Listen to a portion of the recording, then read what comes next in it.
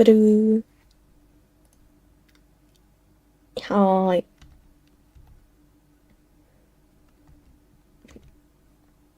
Uh, yeah, I'm here. Hi. Yay. Uh, Everything has been hell. Help me.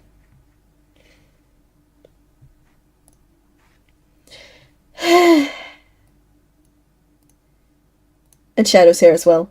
Say hi, Shadow. Or not. He muted. Fuck. Yes, I am among the living. Hello, yes. I'm not a corpse. Sir, surely. Switch to this. Surely, yes, surely. Yes. Computer issues. Fun. That's my life right now. It was a pain to even get this stream going because of fucking hell, I had to fix so many things. Because I, reset my computer and shit, so I have lost almost all my files. Yay! So I have to redo my OBS things, which, haha, was not fun. And it's still not done, but I have the most important things fixed. Being starting soon, ending, and cave. The easiest things. Yep. That's a whole 3 things right there. A whole 3 scenes that are fixed and up and running. How lovely. Hi. But at least they're running. Yes. It's better than nothing. Better than nothing, this is. But that nothing this is, yes, indeed. Just force strong within you is not. Forfeit your life you must. I don't want to forfeit my life. Feed you with a tube we will. Into a vegetable we will turn you into. Yay. I'm channeling my inner boss room socks. Your inner what? When you're tired, it's a YouTuber. When you're tired, just do a Yoda voice. It's what God intended. Okay. But yeah, today we're doing a very, very simple little thingy. Where we're literally just going to be talking about the Dark Souls bosses. Yes. Of the first game. And I believe, what you said is what you wanted to show me pictures, and I was gonna make up a story about them, and then you will tell me the actual story. That's what you said. Yeah. I'm gonna butcher this. Damn, that cutout is fucking legendary as always. Yeah, I don't know why you say I'm cutting out, because I seem to only do it for you and no one else. Well, at least we have one thing you only do for me.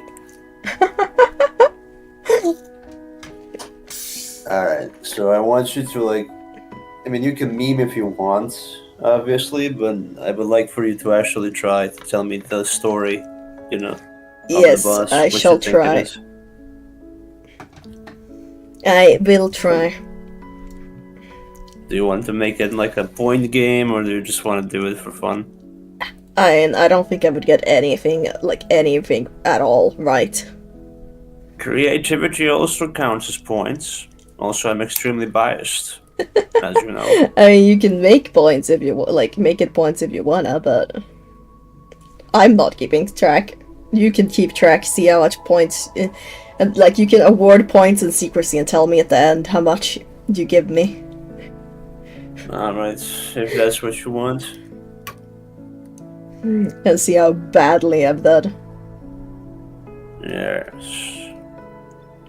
Well, I shall soon send you the first picture. It will be a random order. Yes. Randomly ordered bosses, it shall be. How about we Random start? order. Yes. How about we start with the most well-known boss of all of them, the final boss, Gwyn, the Lord of Sunlight. Let me just quickly get this set up. Yes. Gwyn and his brave knights, all of them are named Crimpus Perennium, by the way, every single one of them.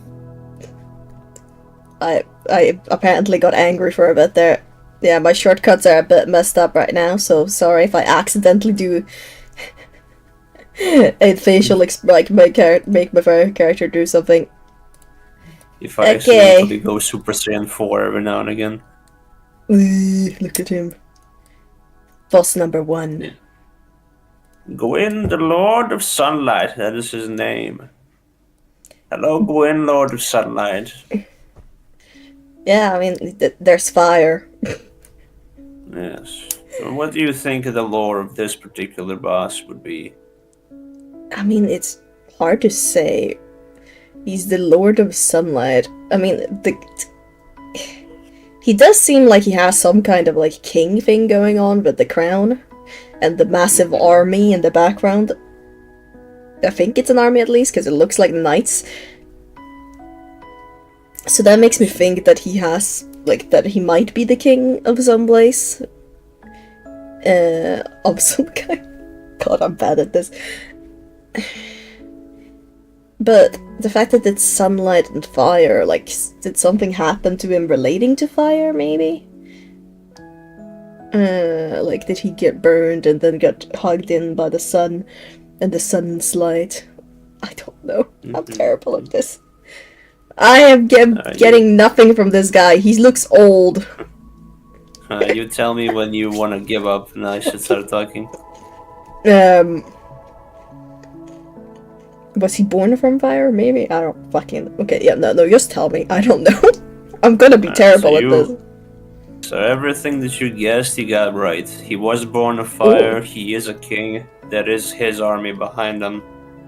And I believe you also said that he got burned, he got... Well, yeah, you got... That's like 3 points for you, because you got all 3 guesses right. Hey! I did something! So Gwyn is the Lord of Sunlight, like, because he has the light soul, basically. That's 1/4 of the first flame, which granted life at more than likely at random. Well, you know, there's theories obviously that someone made choices on who gets what soul, but you know that's not very relevant for this conversation. Okay. So he ruled over the Age of Fire, the one that came after the Age of the Dragons. Yes. Oh yeah, there's ages. He used lightning. Yeah, he used lightning to burn dragons, because dragons are weak to lightning. Burn them all. 2.5, save us. Yeah. So he built Anor Londo, that big city that we went into, if you recall. Oh. I mean, that makes sense. That makes... The big booba. The big booba lady that gave you the teleportation technique with his daughter. Hey. Yeah. Hot lady is his daughter. Damn, because she doesn't look like him, because he's not hot. Oh yeah, that's because you're looking at him when he's ancient at that point. Well, yeah, but still. Yeah. I mean, I assume that the mom is where the genetics came from, probably. Hi, Grant. Yeah, having computer issues. We're doing simple things today, but... Yay. And when the Age of Fire began to fade, the same way the Age of the Dragons, you know, faded, Gwyn was like, no, and then he just burned himself and all of his knights to keep the fire going. Damn. Give it some fuel. Yeah, give it a lot of fuel. Just about enough to, you know, keep it for long enough for you to, you know, pull up and choose your ending. Well, I guess that's fair enough. Yes. That's like the general gist, because if I tell you more about it, the lore is gonna spoil other bosses. I see. Yes. Well, we're moving on then. For now. I don't even know how many bosses there are in the first Dark Souls game. A decent number. Alright, how about we do this one next? What the fuck?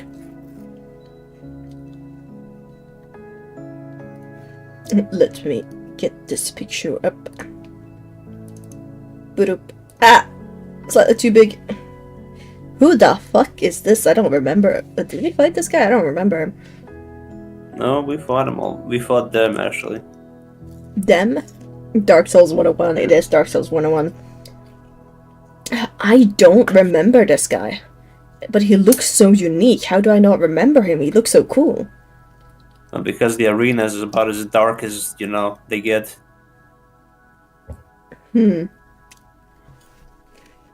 I don't know how much I can tell from him. I mean, he looks knight-ish.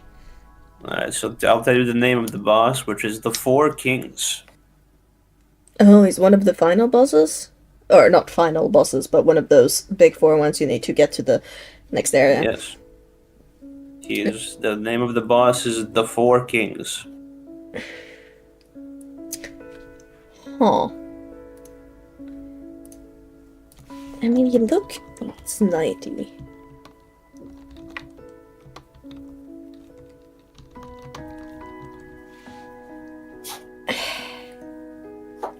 He's grey-skinned-ish, knight-ish looking.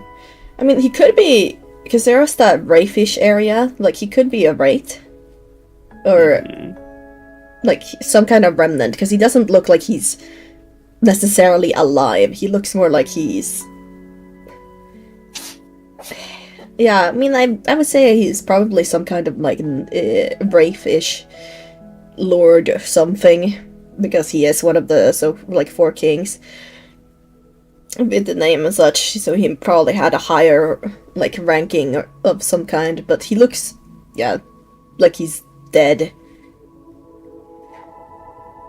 And the fact that, actually, I think, now that I think about it, when you remember from when we were playing and such, that you mentioned the fact that you could talked about before, the boss that had, like, multiple same looking guys, and I have a feeling like because it's four kings, this might be the guy, but there was multiple of them, so it's like split into different wraiths.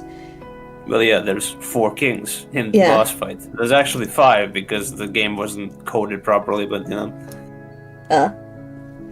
Okay.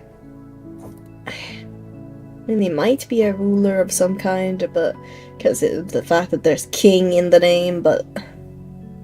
Yeah, but you know that's kind of a no-brainer there. I'm not gonna lie.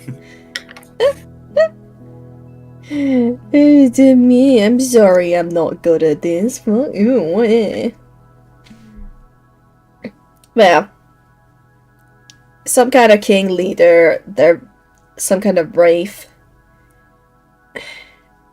and that's only really all I know. Yeah. Oh, alright. This guy right here is one of the 4 kings of New Londo.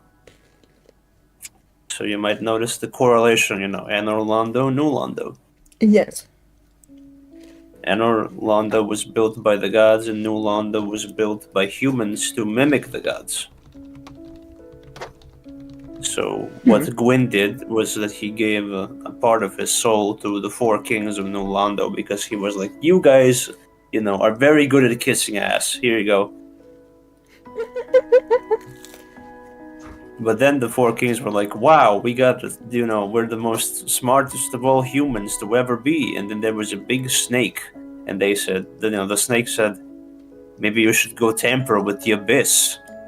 And then the 4 kings were like, yeah, we probably should tamper with the abyss. I was just thinking about the abyss, honestly. Because of the pure black background-ish, made me think, like, maybe they're in the abyss or something. Yes, indeed. So they tampered, you know, they fucked with it, and then they invaded the whole place, and Dark Wraiths, that's the enemy, is now there. They eat humanity, you know, or the Dark Soul, if you will. Damn.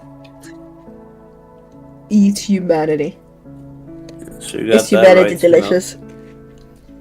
I wouldn't know. I'm not a dark wraith.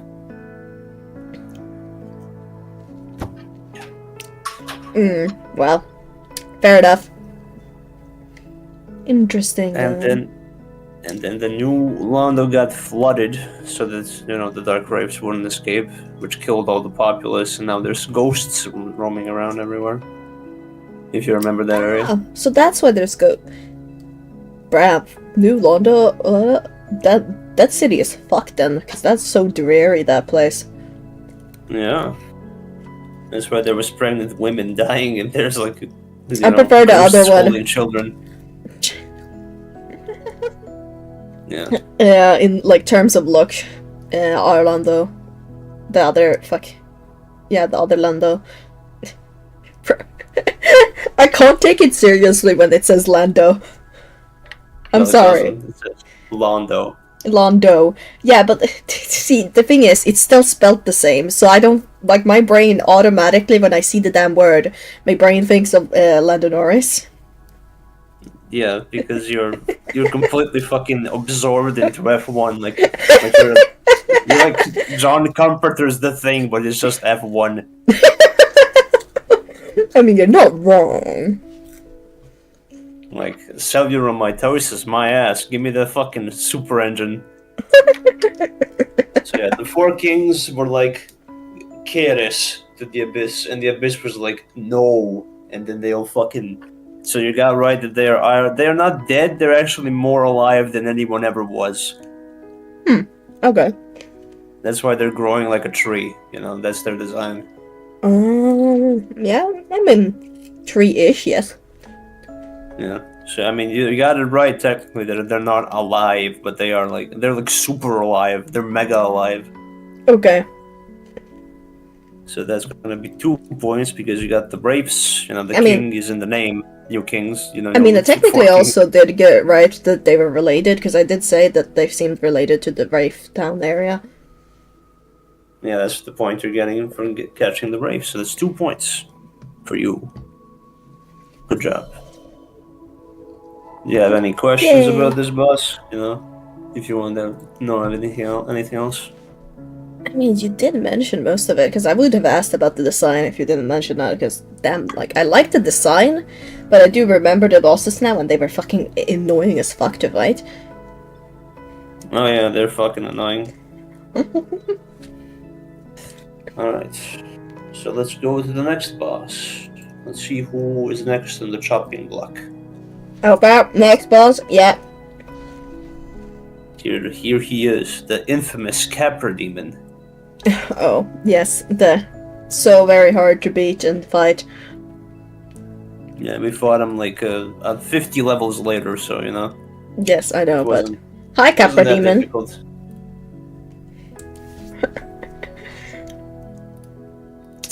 Capra Demon, Mr. Capra Demon. So. Yeah, I would guess so.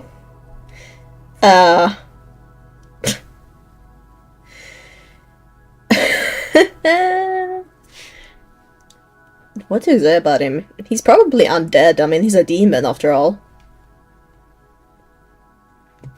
Small correction. Nothing in the game is undead except humans. Humans are the only ones that are capable of undeath. Okay, well. Because in the Dark Souls verse, if you're undead, you literally cannot die under any circumstances unless the player gives up. Damn. Yeah. So if you can die, you're not undead. I'm just gonna say that. I see. Okay, well, he's a demon though. So yay. But what else really? Because there's so little to go on with him, like when it comes to appearance. He seems like, I don't know if that's just inspiration, because he gives a slightly Minotaur feeling, but that, like, with the fucking skull thing going on.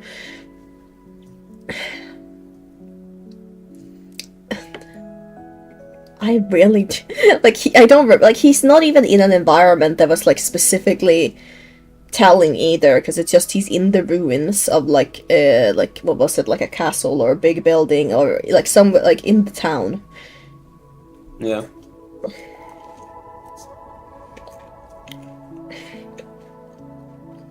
Yeah, I don't have anything other than that. Like I don't know. Like there's so little to tell when it comes to him. Well, there is very little to tell in the lore in general, anyway. And you are right, you know. His location is extremely random. He is misplaced completely. So I'll give you a point for that one because you guessed that he's not where he's supposed to be. Hey, I'll take it. So, the Capper demon is basically just one of the many demons that you encounter, you know, in the game. You know, Asylum demon, fucking Centipede demon. Asylum demon again, you know, Taurus demon, shit like that. The Taurus demons were quite a lot because when they were down in that other area as well. So the Capper demon is his only real purpose is to be fucking annoying because he trains dogs. That's about the extent of it. Yeah. So that's like. He serves as evidence that the demon kind are intelligent, you know? At least more intelligent than dogs. Because they can train them. That's about it. Like, there's really not much to say about the Capper demon. I mean, that's fair enough. He trains dogs. That's all we need to know. Yeah, like, not even his... For the other demons, it kind of makes sense where they are. This guy is completely fucking, like, in butt-fucking nowhere for no reason. Like, you know what I mean? Yeah. It's completely nonsensical. I mean, he did seem random, like, when we did encounter him, because we did encounter him way later, as you said. Is he optional? Yeah. No, he is. He is optional if you have the master key, but he is a required fight if you don't. Okay. That's why we didn't fight him, because I took the master key. Is it sighing? No. It's a Gabriel. Hi, Gabriel. Gabriel. Greetings, Gabriel, left hand of God, messenger of the saints. Messenger of the saints. Bless us, O holy Gabriel. Here's the next fuckboy. Fuck man. Yeah, we're just discussing Dark Souls bushes. Yes. Including this guy, who's probably the most boring one of them all. Indeed. If I'm not wrong. Hello, Gabriel! It's been a while! And my computer is also fucked, so you know, that's also fun. Woo! There is no meme. Take off your clothes. What? Shadow after Carrie again? Well, Carrie in the lore department. Carry, No, he carries the lore. Okay, guys, you do realize that she like beats 99% of Elden Ring at 200% health with no poise breaks. Like, I'm not carrying shit right now. Like, y'all are fucking mental. I mean, you're not wrong. I mean, talk shit all day, brother. I'm not doing that purely on principle. Like, I just don't have the fucking energy or time for something like that. Yeah, okay. Bring up the boss. Are we gonna move on? Oh, yeah, you sent me a picture. I didn't realize. Ah! We're going on to the next boss. And you guys in chat can also make up lore. If you know it, you don't tell us, but if you just want to make up random, like, what you think the lore of this character is, you can also do it. Well, this is a gargoyle. A bell gargoyle, yeah. Hey, I got that right at least. Gargoyle. We fought him on top of the church, didn't we? Two of them, actually. Yes, there are two of them. They breathed fire. I remember that. And I remember hating them. Why did you... I mean, I guess. All I remember seeing is you 1v1ing a boss. That was me beating Artorias with three Estus with a lag on New Game Plus. Oh, actually, there's one thing I do remember. And that's the second gargoyle had, like, not full health. I don't remember what he was, but I remember he didn't have full health. So that means he's probably been in, like, a fight beforehand or something. Like, something that caused him, like, to be damaged.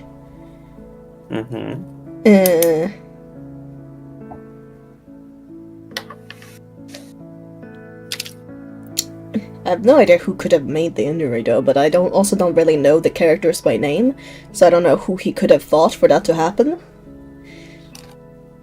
He's an optional boss though, because you don't have to go to the top of the church, right? Incorrect. Aw, you have to go there? I don't remember the fact that you had to go there. Oh well. But yeah, maybe the other one is like a younger gargoyle or something, I don't know. The fact that they breathe fire, and their gargoyle, and the tail looks kind of, maybe, and the wings, maybe they have some relations to dragons. Nope. Oh. Me go now? Yeah, sure. Alright, so you are right that the one other gargoyle was damaged because he fought something else. And but what he thought, nobody knows, and quite frankly, nobody cares, because these guys are the first line of defense for the chosen undead. There's not a chosen undead. That's just a title people throw around, you know. Like Okay. Solaire's a chosen undead. Big Cat Logan's a chosen undead. Anyone that has a big number of souls, yeah, sure, fuck it, you're the chosen undead. Who cares? Okay. So these guys have fought someone before. That someone probably did a number on that second gargoyle, but lost and inevitably gave up because they're not you, so they can't beat the boss. The second gargoyle also arrived late to the fight, so I wonder what he was doing. Maybe he was healing up somewhere. It's just a design choice. There's no real implications there. Okay. So they guard the first bell of awakening. You need to ring 2 bells of awakening in order to open the door to Sense Fortress, which is a place where Silver Knights went to, train. I don't remember that. I mean, it makes sense that there's a bell on top of the church. I remember that. Yes. The Silver Knights were trained there, and you're going through that to fall constantly because a saw hit you over the head. If you remember that. Yep. I hated that damn, part where we had to go through all of those traps. Yes, it's a camera check. It was just painful. So we shall provide you with a point. Yay! Knowing that a gargoyle battled beforehand, and that's all you will get for now. Yay, it's something. At least so far I've gotten at least 1 point on all of the bosses, so that's good. Yes, you have. Alright, let's send you the next I'm not one. completely clueless. Ugh! The ugly. Ugly. It's the ugly. You're so ugly. Oh, he's lurking. Ah! It's big! Holy, wait, let me just make this picture smaller. It's gonna just... The dragon sure is fucking gaping, isn't it? A gaping maw of a dragon. That is the gaping dragon. I don't know if you could tell. Damn! I appreciate that. No, I couldn't tell, sorry. I appreciate that his picture was the size of the boss. That was pretty nice. The gaping dragon. Alright, so what does the name The Gaping Dragon provoke in your mind? I mean, he definitely eats.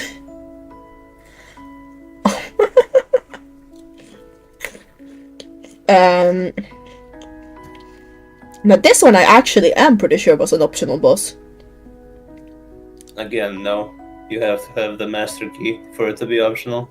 Well, If you don't, it's a guaranteed okay, fight. well, I'm using our gaming experiences. You had the master key, so technically for us it was optional. Yes. So I'm technically not wrong either. Well, that doesn't really count as lore, does it? No, true, but so I just want to note it, I mean, he's a dragon, so he's probably was in like the Valley of Drakes or somewhere near there. No, the Valley of Drake is drakes are a different thing. Dragons There? and drakes are Oh. different. Yeah. Well, I'm There's sorry. wyverns, there's drakes and dragons.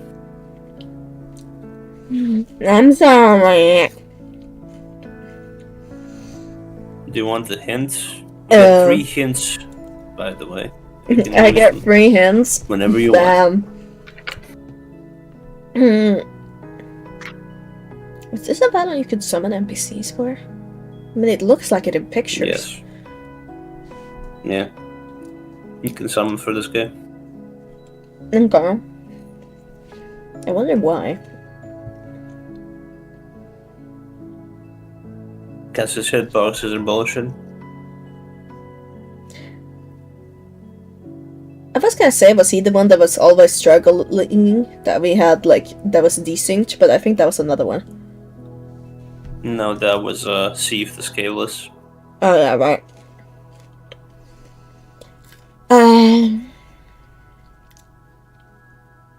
He is so weird.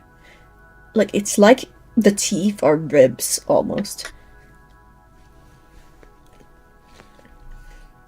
But he's a dragon, so he's also counts. probably been around since the age of the dragons. Yes, He looks to be living in like a cave area, so he probably doesn't exactly leave often. He might even be like permanently down there for all I know. Oh. Maybe Kind he's of like resting you, down there. you know. Yeah, he's hibernating down there. That's what he's doing.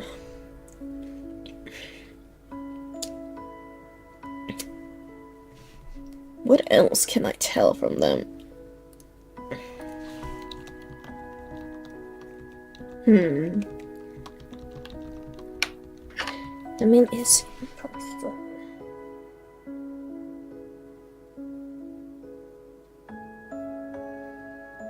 I mean, the design makes me wonder a lot. Because he doesn't look like a normal dragon, so why would he look different? And judging by his size and relevance and things like that, from what I remember, he's probably like a really old dragon. Probably been around for like a long time. I don't know, maybe he has so many teeth because he likes eating a lot. Maybe he embodies the sin of, what was it, gluttony? Yeah, he embodies the sin of gluttony, that's all I can tell. Alright, is it my turn? Yes. Alright, so you got pretty much all of it correct. What, really? What the fuck? Yes. So this guy is an ancient dragon, you know, used to be, he's not anymore. And this guy is a glorified sewer system. He literally eats shit forever. Damn. So, you know, you got it right that he doesn't move very often. He literally sits underneath a waterfall of garbage and just eats. Wow. Damn, that life. He ate so much that I don't know if I could say evolve. I think he just devolved into having his ribs be fucking teeth. Huh. So he kind of is an embodiment of gluttony. Yes, he is. Absolutely. Nom nom nom nom. Now, there are theories as to who put him there. Maybe he just fell and just got stuck. You know, kind of hard to fly when you're that fucking big. Well, yeah, dragons, by technicality, dragons should not be able to fly. Especially not this fucking thing. So, by all accounts, I'm giving you 3 points for this, because you got the whole lore right. All of it. Well, not a lot of the background thingies, though, probably. to relating to him, but just some general facts, yes. Yeah. It's probably a lot more there's to him than that. No, not really. Really? Ancient dragon. Ancient dragon, they got beaten or just ran away and just got stuck or got placed as a sewer system, and that's pretty much it. You got the whole point of the story pretty much done. Hey, yo. It's really not that complicated with these like lesser bosses. Yeah, they didn't put as much energy into them, I guess. Didn't need to. Speaking of lesser bosses, this is not one of them. Oh, I remember that fucker. Oh, fuck, that's a web. Wait, did you have to send a web image? I sent a random image from Google. Like I don't pick them. Do you want a different one? Well, no, it's the fact that it's not a PNG or AFA, but it still works on OBS. It's just very tiny. I didn't have to send anything. I sent a random picture. Yeah. Actually, this is two guys, yeah. I remember them. I hate them. I don't know what their name was, but I hated them. Ornstein and Smo, the gate wins. Ornstein and Schmo. Yes. I don't know why, but they're immediately giving me like some fucking vibes of like monster fucking slayers or something. Like they went around killing big beasts. I don't know. Even though you fought both of them at the same time, so they're probably like a duo or work like for some reason. I mean, their designs also kind of are, similar. Yeah, big fella, small fella. I'm pretty sure they are required to fight, right? Yeah. Yes, if you don't want to teleport around the map, you don't have to fight them, but you kind of need that. Okay. Not if you don't fight them, you can quit the game because you can't get the Lord Vessel. The one that gave us teleportation was Guinevere, wasn't it? Was that her name? Yes. So they're probably guarding her then, because you kind of gave me a hint by saying that. So they're probably guarding like access to her then. Yes, they are. More than that, I can't really tell. But they're probably in. Yeah, because probably in Lando. Not New Lando, the other Lando. And Orlando, yeah. Other than that, I can't really tell anything more. And I could only tell the Guinevere thing because you mentioned specifically the fast travel. That is what they guard, yes. They must guard the placing of the big booba. Never Of the woman I accidentally killed. We didn't do it on accident, we did it very much on purpose. So you are right, one of them is a monster hunter. So that's a point there. Hey! They guard the Princess of Sunlight, Guinevere. For the fellas, she's the goddess of fertility, so you know what to do. Uh-huh. Anyway, Smo is an executioner, who, as you can see, is quite a large fella. Oh, so he's the big one. Yes, the reason why he's the large fella is because he ate humans. Oh! Yeah, I mean, okay. And he wanted to be the one of the 4 Knights of Gwyn. He couldn't become one because he was a fucking cannibal. So they just put him as an executioner. Oh. Well, damn. And that other the guy next to him is Ornstein, who is a dragon slayer. Oh. He's a dragon slayer! He's the general of the 4 Knights of Gwyn, and maybe not real, because that guy might be an illusion. Okay. Yeah, we don't know for sure, but he wasn't there for Dark Souls 3. Smo was there for Dark Souls 3. Paradoxically enough, Smo just kind of held the front for eternity. So you can see how dedicated he was. If he wasn't a cannibal, he would have been a Knight of the Gwyn pretty easily. Damn. His own cannibalistic tendencies made him fail. Yeah, I mean, he wouldn't be as strong as he is without eating humanity, so, Well, double-edged sword, basically. Yeah, as for Ornstein, he was the first knight of the firstborn son of Gwyn, the Lord of War, basically. Okay. That's why he looks like a lion. The Lord of War. Yeah. So that's gonna be 2 points for Xylo, because she got that they guard the Princess of Sunlight. Yay! And that one of them is a monster slayer. I'm getting something! I'm doing better than I actually expected to do. You can ask questions about any of these basters, by the way, after I'm done explaining. Well, I mean, you said the other guy, Ornstein, wasn't in the later Dark Souls. And I find that he was in Dark Souls, all of them, but we don't know if it's the real one in any of them, because we find his corpse basically in the final area of Dark Souls 3. So when did he leave? Did he leave immediately? Did he leave during Dark Souls 2? Did he leave 5 minutes before we entered Dark Souls 3? We don't know. I see. So Smo is real. Of course, we know that. You can ask how they're alive again after being killed by the player the first time, if you would think about the world as progressing, that they come back to life. We assume that Dark Souls 3 works on different rulings, parallel reality, basically. Okay. But Smo is real, that's for sure. Because when you kill Ornstein first, Smo just kind of takes his hammer and smashes Ornstein in one shot. First of all, that would never happen. A Knight of the Gwyn doesn't just explode like that, Okay. Smo's not that strong.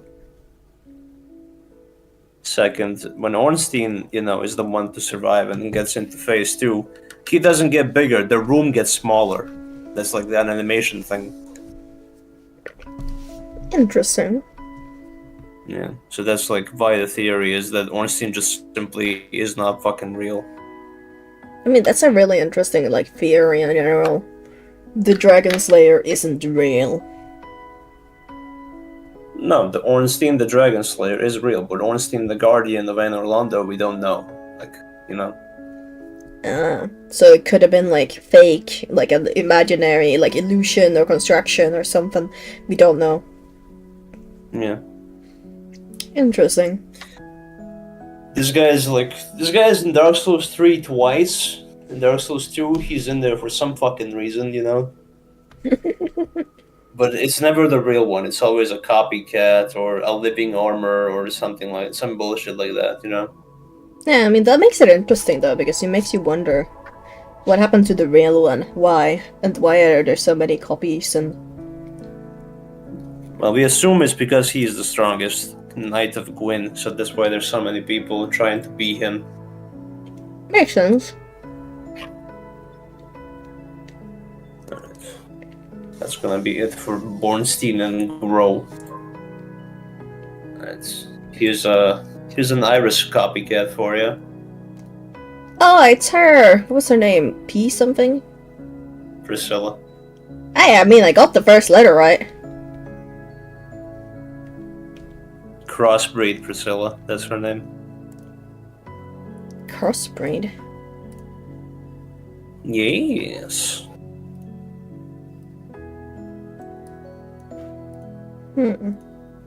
Why crossbreed?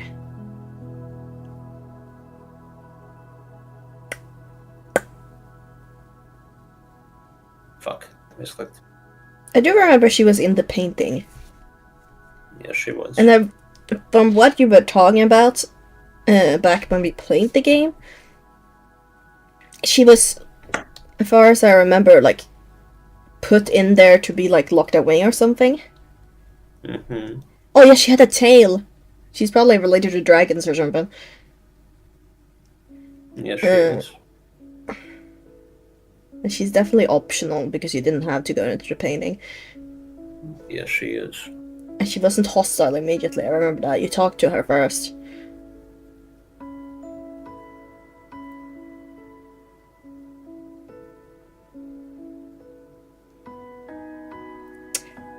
Why would she be locked away, though? I mean, if to lock someone away means that someone feared her. The question is who? And who could create a full painting illusion?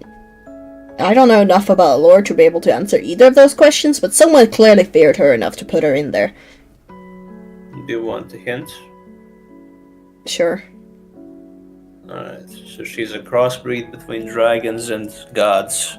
That's what you said she is related to dragons. So, Then the gods all probably sense- don't like her. Yeah, there you go. Did that help you out? I mean, gods would probably not like that at all. Like, they would probably consider her like, oh, yeah, no, dirty or bad or whatever, and not really proper god, and they wouldn't like her powers, and so yeah, that's probably something like that. Didn't you mention that her scythe is like, when we played the game, I like that it was some kind of like death scythe thing capable of stealing the life of gods? Life hunt, yeah. Okay, yeah. That's all I can tell right now. Well, that's another 3-pointer for Miss Xylomin. A screen point's the max or something? Yeah, there's like You're 3 being very key points. generous then. I'm not generous, it's just Dark Souls lore is not that complicated when you boil it down. Nah, fair enough. You're also giving me some hint things though, technically. Yeah, that's called remembering what I said when we played. I mean, you're not wrong. Alright, so crossbreed Priscilla was born of Sif the Scaleless, probably unconsensually impregnating Guinevere, is what we believe happened. Okay, that is weird. Yeah, it's completely out of pocket and completely meaningless, honestly. Sif is just misogynistic for misogyny's sake, honestly. When we get to Sif, we're gonna rip him a new asshole. So, Priscilla was born of a dragon and a god. So she has the life hunt ability, which is like, you see a god, you one-shot him, basically. Damn. So they created the entire painting system. Like, there's not one painting, there's more than one painting, and they created a system of paintings just to keep this bad bitch in there. You know what I mean? Huh. Damn, that's kind of, yeah, overkill-ish. Well, not really, because she can, in fact, one-shot a god. Easily. Fair enough. She's non-hostile because in the lore she knows that she can one-shot, so she just doesn't care. If we were playing by the rules, she would have been the protagonist of Dark Souls 1 because that was the intended plan. Oh yeah, I think you mentioned that, yeah, when we played it. Yeah, and I believe that there's a correlation with the goddess of sin, Velka. She's the crow matron. The one that gets you out of the asylum with the big crow. Oh. Yeah, but that's an entirely, separate conversation that isn't related to any other boss that isn't Priscilla, because no other boss was supposed to be the main boss, main character of Dark Souls 1. Yeah, I see. And then she got relegated and cut out, really, most kind of, in a sense. Yeah. Well, yeah, she's basically non-existent. Mm-hmm. Any questions? I'm just saying she's hot. I mean, that's like the entire point, isn't it? She is the daughter of the goddess of fertility. She couldn't She's also very have big, come out any other way. but all the gods are big, so... Because Yeah, I the remember gods our are big. characters reach up to like our thighs or but I mean, she's the perfect height for you to hide under her skirt. I mean, you're not wrong. Speaking of, if we can go with the next boss. Yep. I Here's don't think. Sif. Yeah. Here's Sif the Bitchless. Bitchless. When did you change his name, huh? Sif the Holeless. Okay. The Holeless. Yes. No, I do. The whole repellent. He was pretty big when we played him, so he's probably one of the ones I probably, like, in a sense, remember more of. At least in the encounter-wise, because I know that the first time we encountered him, you couldn't hurt him. We had to go and gather some kind of, I don't remember what it was exactly, but we needed some kind of object.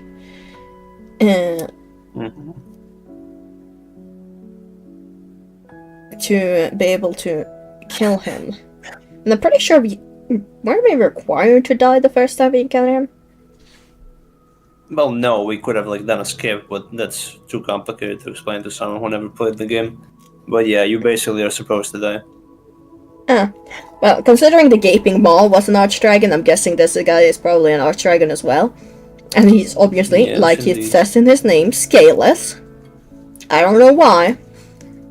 I'm guessing it was just born that way. Just like how there's snakes and such that can have the mutations that can make them be born scaleless and such. Different morphs. So I'm guessing it's something like to do with that. And you technically already told me about the fact that he had a child with Gwen. Priscilla.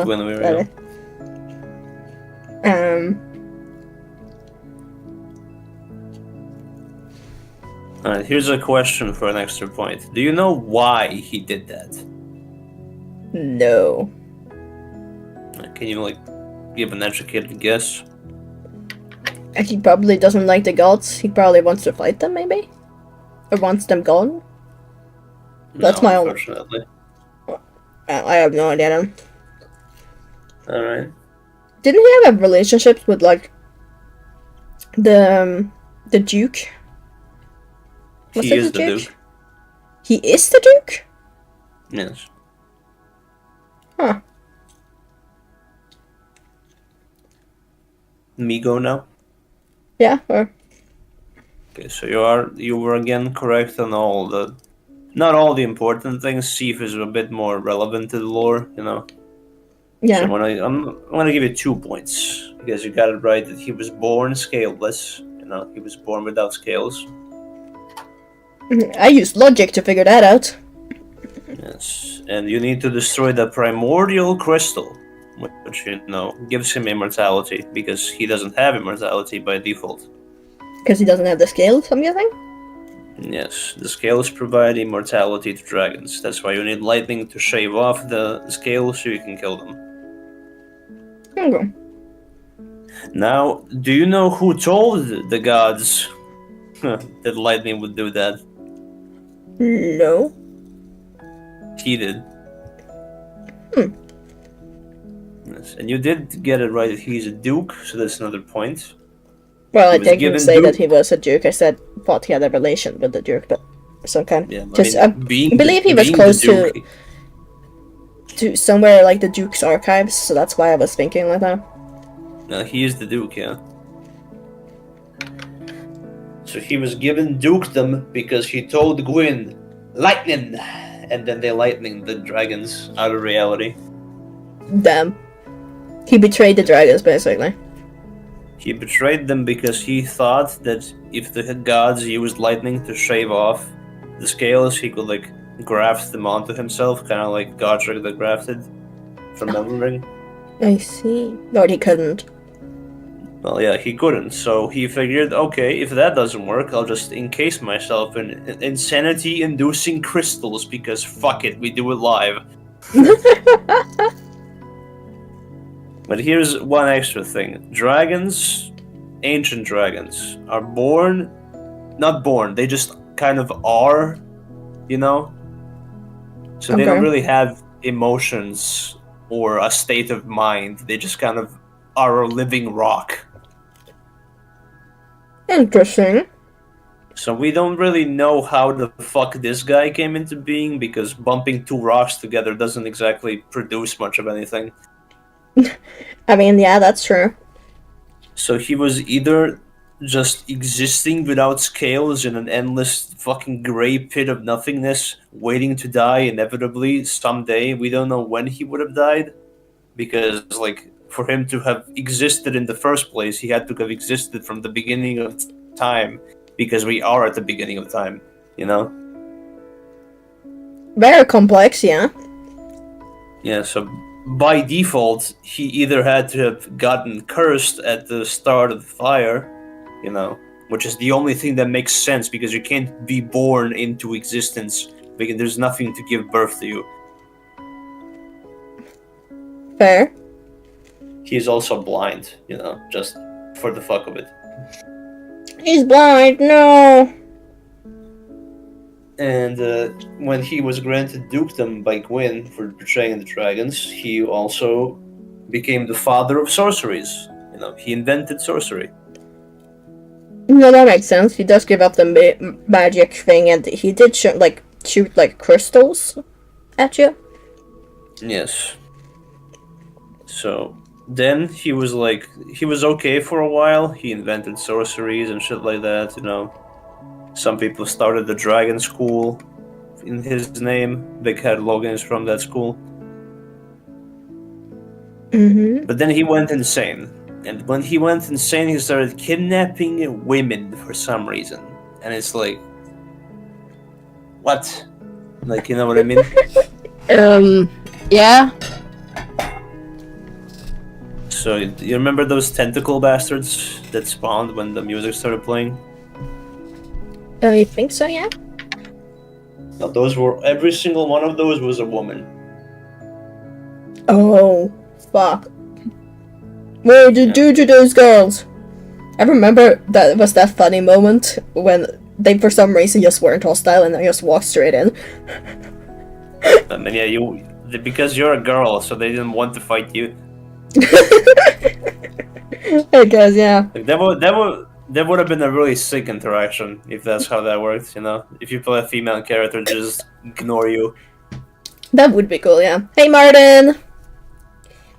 So, Sif is like a very important figure in the lore, to the point that it's kind of redundant to talk about. He kidnaps the Onion Bros, like, daughter. He kidnaps Princess Dusk.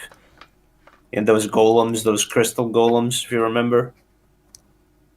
Yeah, I think I remember them. Like the ones that were by the Hydra and such. Yes, he created those. Makes sense, they're aesthetically very similar in the colorations and such to him. Right. What else did he do? He also kidnaps an NPC because she's a priestess and he likes, you know, the taste of priestesses, I suppose. The taste of priestesses. Yeah. The taste being very figurative in this case. I don't think this guy needs to eat. So yeah, he's just a massive pervert, like, for no reason. Yeah, you don't say. That's what it sounds like, definitely. How's it feel, Sif? Oh god, no. Ah! Publicly shamed in front of everyone on the internet. I mean, he deserves it. He sounds like he was misogynic and perverted, and yeah. Yeah, but that's the thing, though. Why would a giant lizard be a misogynist to human women? I don't know, but he was designed that way, apparently.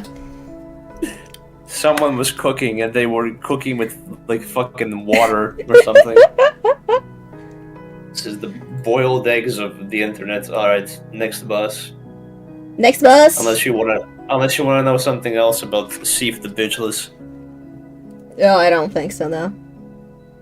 I think that's enough about Sif the Emos of Bitchless. lonely bastards have been lost forever. Oh, gotta run by Sif. Bye-bye, Sif. We don't care much about... Oh, hey, it's the demon... Was it Asylum Demon? I think you said so The earlier. Asylum Demon. Yes. It's time for the next boss. Asylum Demon! The asylum of Beautiful the picture. demons, the demons of the asylum. He's I know. fat. Thank you. He is fat. Fat king. Chunky boy. He's the first boss you encounter, right? I'm pretty sure he is. And then you encounter Yes, like a he different version of him later on. Or like a similar one? Is it a... 3 times. Hell yeah. Yeah! And so for that, what we're gonna do is we're gonna just keep the same picture on the screen and talk about 3 entirely different bosses. How about that? Sure.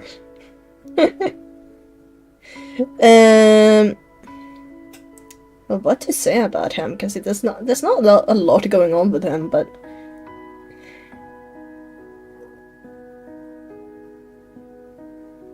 I don't know. I mean, the fact that he's encountered early makes me feel like lore-wise that he's probably supposed to be weaker than like some other demons, maybe. So maybe he's like lesser or not as strong or something. I don't know. I'm just assuming that they have the Dark Souls has that system, but that demons can be ranked into like lesser and higher, and different things like that. Right now, I'm working it. Demons don't have a ranking necessarily. Okay. I mean, they kind of do actually. I don't really know how to explain it without spoiling like half the roster if I do that. So let's just say that he's kind of the weakest on a technicality. Yeah. Okay. Well, at least he's. I don't know if he's guarding it, but he's at least living, or staying in the just outside the prison. He uses a big hammer, doesn't he? Yeah, he does. He does. He does have a big hammer. I wonder if.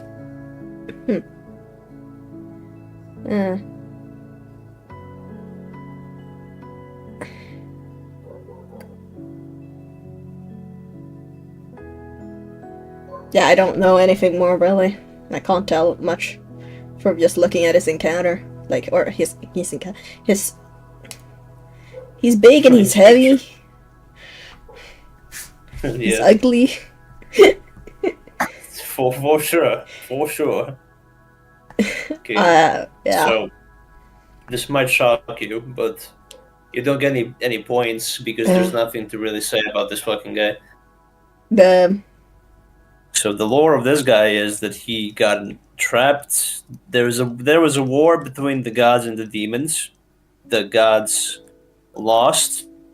Or technically, not really. They kind of lost, but it's not very clear who won the fight. It's just that I think Chaos just kind of gave up or something. I don't exactly know what. Kind of almost like a draw in a way. Well, no, because from the lore, Black Knights. The guys that chill around the place. Yeah, those guys, yeah. Well, they got charged during the demon war.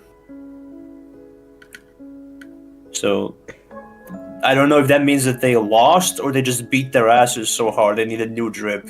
You know what I mean? Yeah, okay, fair enough. Because, in Dark Souls 3, we see Black Knights actually beating the dog shit out of demons, on repeat. So I'm gonna go with the gods beat them back and won the fight. That's my reading on it. Yeah, fair enough. So this guy, the stray demon, the Taurus demon, the Capra demon, they're all enslaved and placed into important places to guard them, basically. Okay. No, I mean, I kind of was right then with saying that, that he might be there to guard, but yeah. Yeah, they're like the scum of the earth. They're completely meaningless. Yeah, I mean, I figured that those kind of demons, because they're not the big, strong, powerful demons. That's what I meant when I said lesser, I guess, that they were the weaker demons. We'll give you a point because we like you. You don't have to. Which is so cute, though. I have to. I have a choice. Well, thank you then. Alright, so we're gonna keep the same picture on the screen and we're gonna go over the stray demon who looks exactly the same like this guy. Who is also in the asylum. It's just that he's below, downstairs. Oh yeah, when you Ooh. get through the hole in the ground. Yes, the hole in the ground. The girl in the tower. He was more strong then. Because he He looks the was more same, but he powerful, was yes. stronger because he was later games. So he's, for some reason, stronger. He was really into the gym, I guess. He just was hitting them below the grind.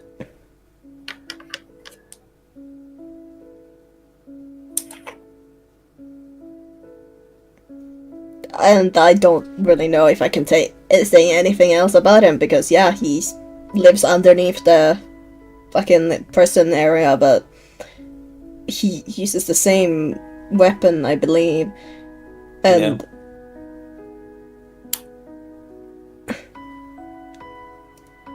yeah, he's just a stronger version, basically. I don't know what else to say about it. Well, since there's literally nothing else to say, let's just skip him and go to Demon Fire Sage, who is this guy but on fire. You can put, you know what? Put Lars over the picture, just to simulate the fire effect. Fuck. I need to do this then, real quick. There, boom, fire. Woo, fire. The Demon Fire Sage. I remember him. He was also later game. Yeah, he was. Speaking of, actually, the second one you find, the stray one, was the name, right? That was an optional one, right? Because I don't think you have to return to that area. You absolutely do not. Huh. But the Demon Fire Sage is a requirement. Unless you have the Master Key. Maybe. Nope. Only the Capper Demon and the Gaping Dragon are optional if you have the Master Key. Okay. I mean, these Fireboy is obviously the strongest of them. Yes, he is.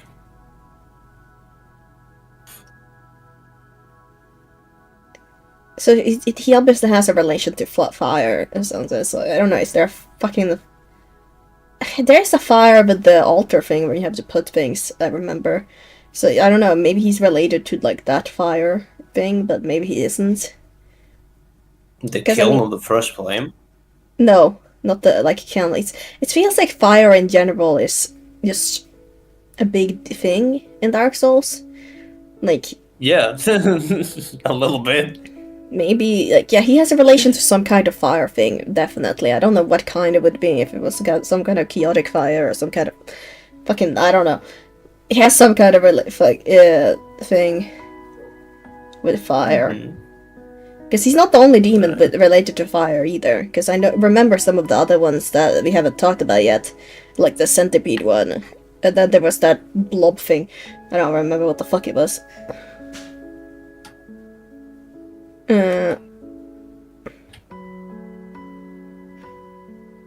Don't forget you have 2 hints, so if you want to like get a better guess, you can use them.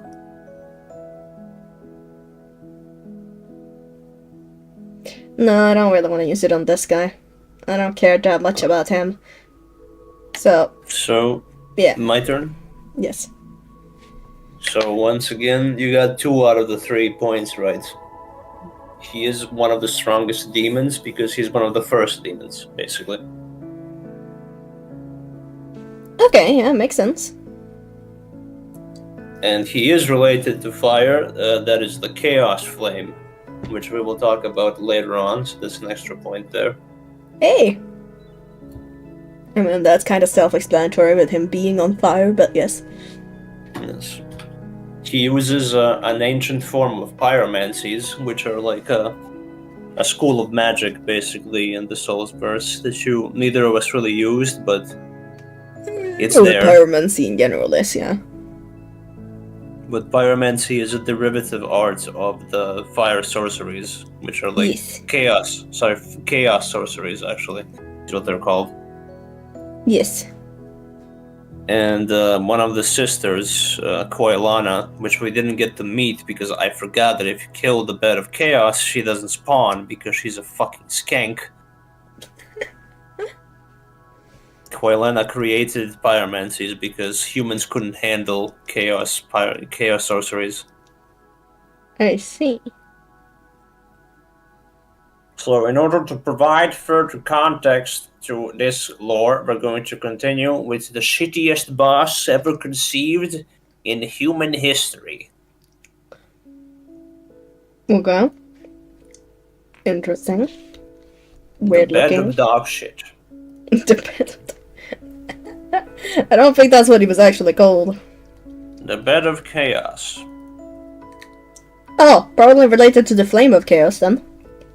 Yeah, no fucking shit. I wonder if he's related to you. When you see this fucking abomination, what does that inspire in you? I remember him. I hated him.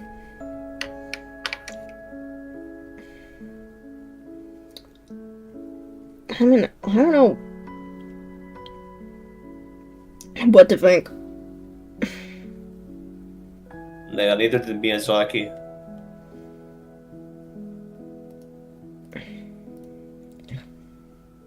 I mean, I think... I don't know why. But I get the feeling that he's not... Like, that he might be, like, artificially made or something. I don't know how to put it. Are you good at darts, perchance? No, but he's a bed, and I feel beds are usually made by someone. Well, because you hit the bullseye there, so like, you know, like, goddamn. That maybe I should go and gamble. Literally, that's like the only thing I can, like, the fact that he's related to the flames of chaos and that he's made by someone. I don't know who. Probably someone well versed in magic, because he is, you know, flaming and flaming orbs. You know, it just gets that feeling. Yep. But other than that, I can't tell. So there's really nothing to tell. You got it all right, basically. You know. Hey. I'm not scoring you on the actual lore for the people watching. I'm scoring her on how accurate she is in essence, basically. If I'm just doing completely wild predictions, or if my predictions are somewhat right. Yeah. So, not only are you right that he was like manufactured, it is a manufactured version of the first flame. It's like a copy. Okay, makes sense. The Witch of Izalith, you know, one of the four lords, which is Gravelord Nito, Gwyn, you know, Lord of Sunlight, the Witch of Izalith, and the furtive pygmy, was like, hey, the fire's fading, guys. And they were like, yeah, we know. And then she just massively overcompensated by trying to create a fucking new one. Yeah. Okay. And overkill. Yeah. But a witch, huh? So she is the bed of chaos. That thing that's burning in the background, that's the Witch of Izalith burning in eternal agony because she fucked up. Oh! So she failed. Yes. And not only did she failed so horrendously that her daughters, who were by her side, all the witches are daughters, by the way, it's like a lesbian society. We don't know how they reproduced, but like, fuck it, you know, shit happens. Yeah, logic. Magic. Reproduction. Yeah. Bone marrow impregnation or something, I don't know. So all of her daughters of chaos were like right next to her, other than Koilana, the one I mentioned, who escaped or, you know, wasn't there simply. We don't really know what happened. And all of them got turned into demons. Every single one of them.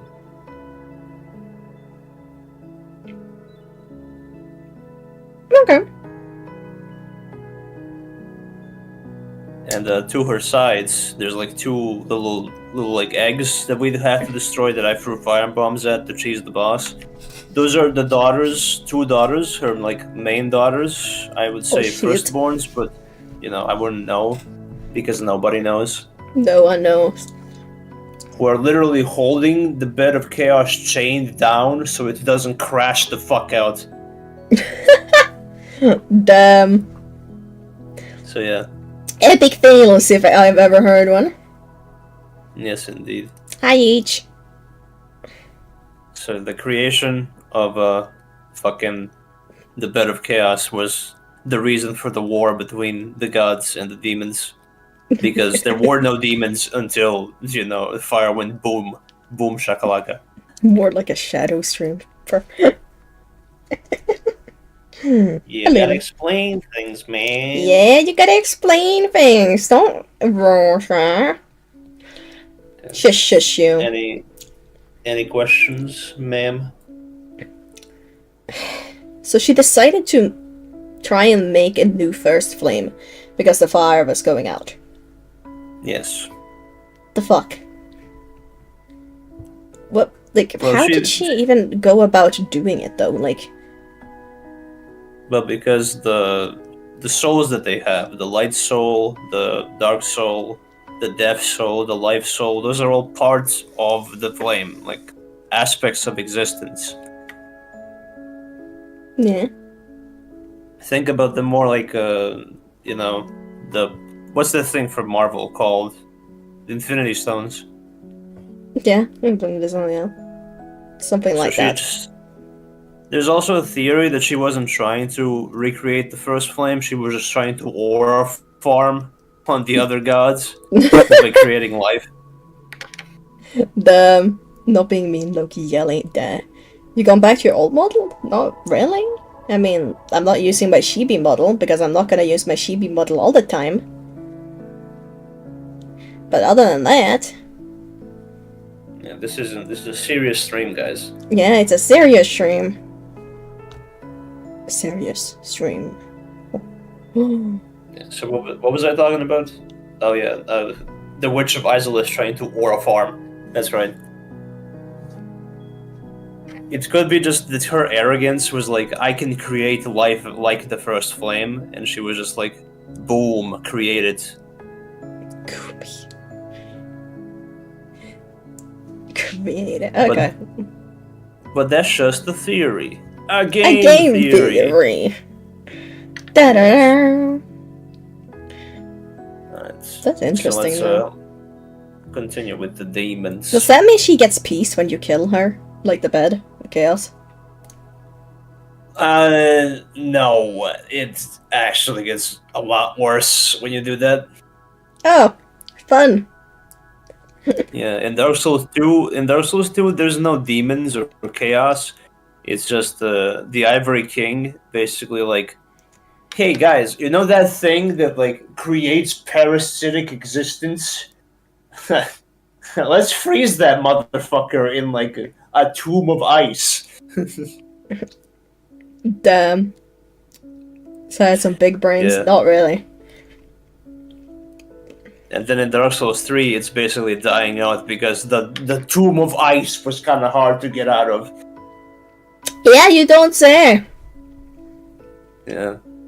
The Ivory King is an absolute giga chad, but we'll talk about him later.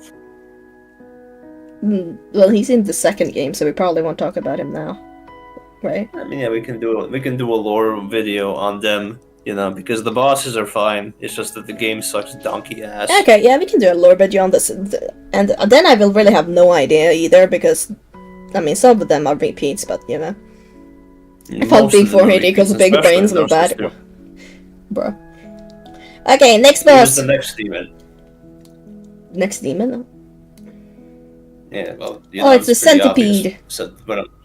Yeah, the centipede demon. Wow. Diabolical work on the naming, I would say. Yeah, and very creative name.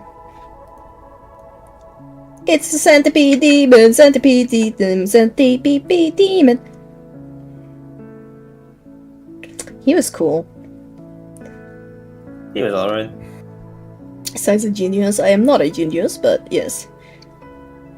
I don't know, you're getting all these guesses pretty well, but I don't think you will get this one. This one's a bit obscure. And it's probably also related to like the Flames of Chaos or something.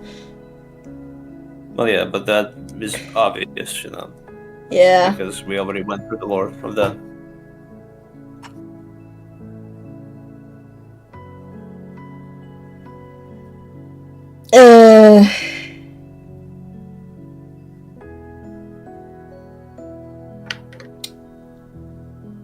Not being able to use it as that. What?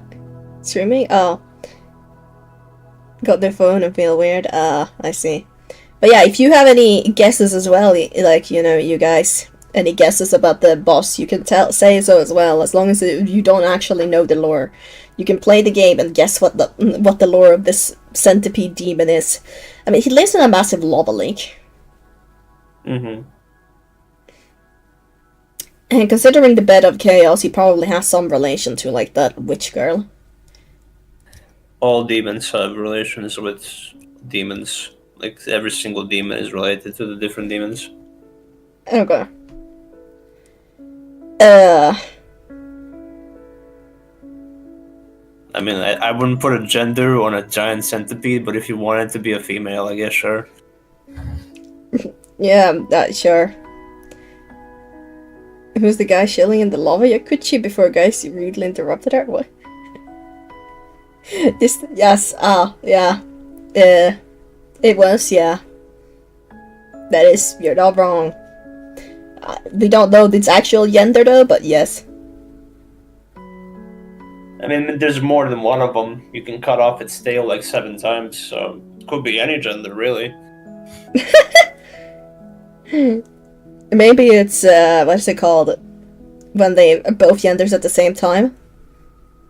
Yeah, most demons are just, you know, a fucking mess. Should be male.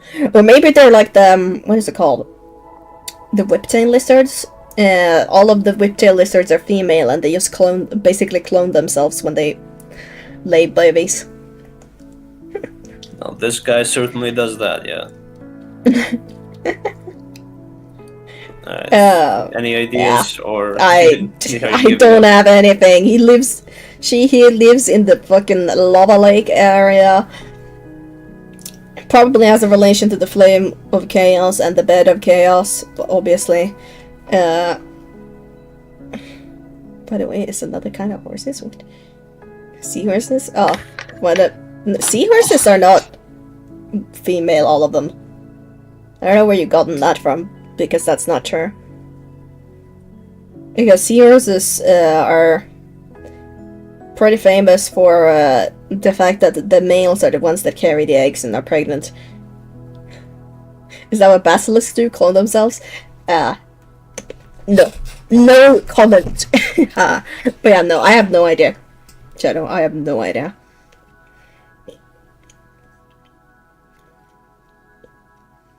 Man, he probably finds the lava cozy.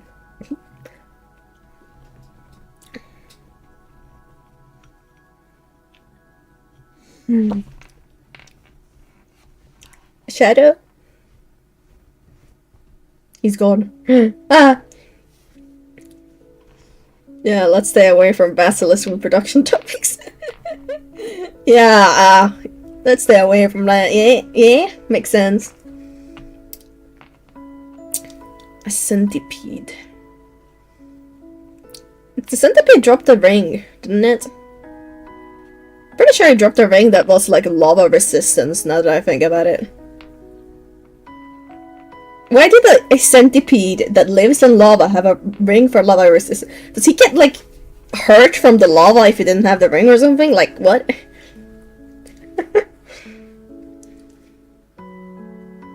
That's my only theory thing that I can think about right now relating to this.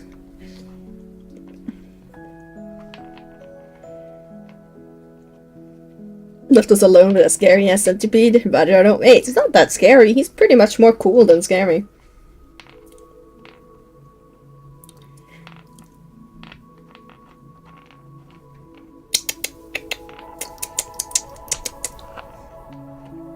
Yeah. I am really curious what the fuck. Did he just leave the call as well? He did. Okay, something happened with Shadow. We'll see if he comes back. Oh, he's back. Hello. What happened? Power went out. Oh, damn. Creepy crawlers gave me the ick. Yeah, no, one thing I said after you were gone that I thought about, like, afterwards, that he's the one that dropped the lava resistance ring? Yes, he did. So why the fuck did he have it? Does that mean he's not actually resistant to, like, does he actually get hurt by the lava if he didn't have the ring? Like, that's the only things I can really think about relating to him. My walnut! Shall provide you with 1 point because you guessed that. Yay, I got something! So he was actually created from the ring. He doesn't technically have it on him. He is the ring. Oh. Yes, because the sisters gave they created a ring to ignore lava damage. I mean, basically. technically each was right, but that kind of in a sense then, but you know. It is a part of a certain body part, yeah. When you cut off the tail and then kill the tail, you get it. Yeah. But it grew out of the ring, basically. I see. Interesting. Yes. Grew from the ring. Weird. So yeah, let's do this next boss. Okay. There's not more lore about the centipede then, I'm guessing. This is the ceaseless discharge. I remember this thing. Better known as the cum gremlin. It is literally looks like nothing. Most people don't really know what they're looking at when they see this guy. Here's the ceaseless discharge. Once again, related to the witch. But that's obvious, so that's not exactly any point. Unfortunately, not this time. I mean,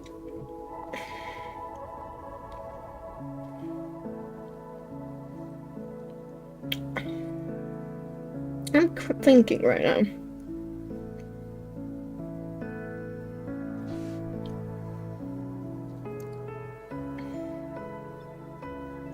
Would you like a hint for this guy? Because he's pretty fucking impossible to do without it.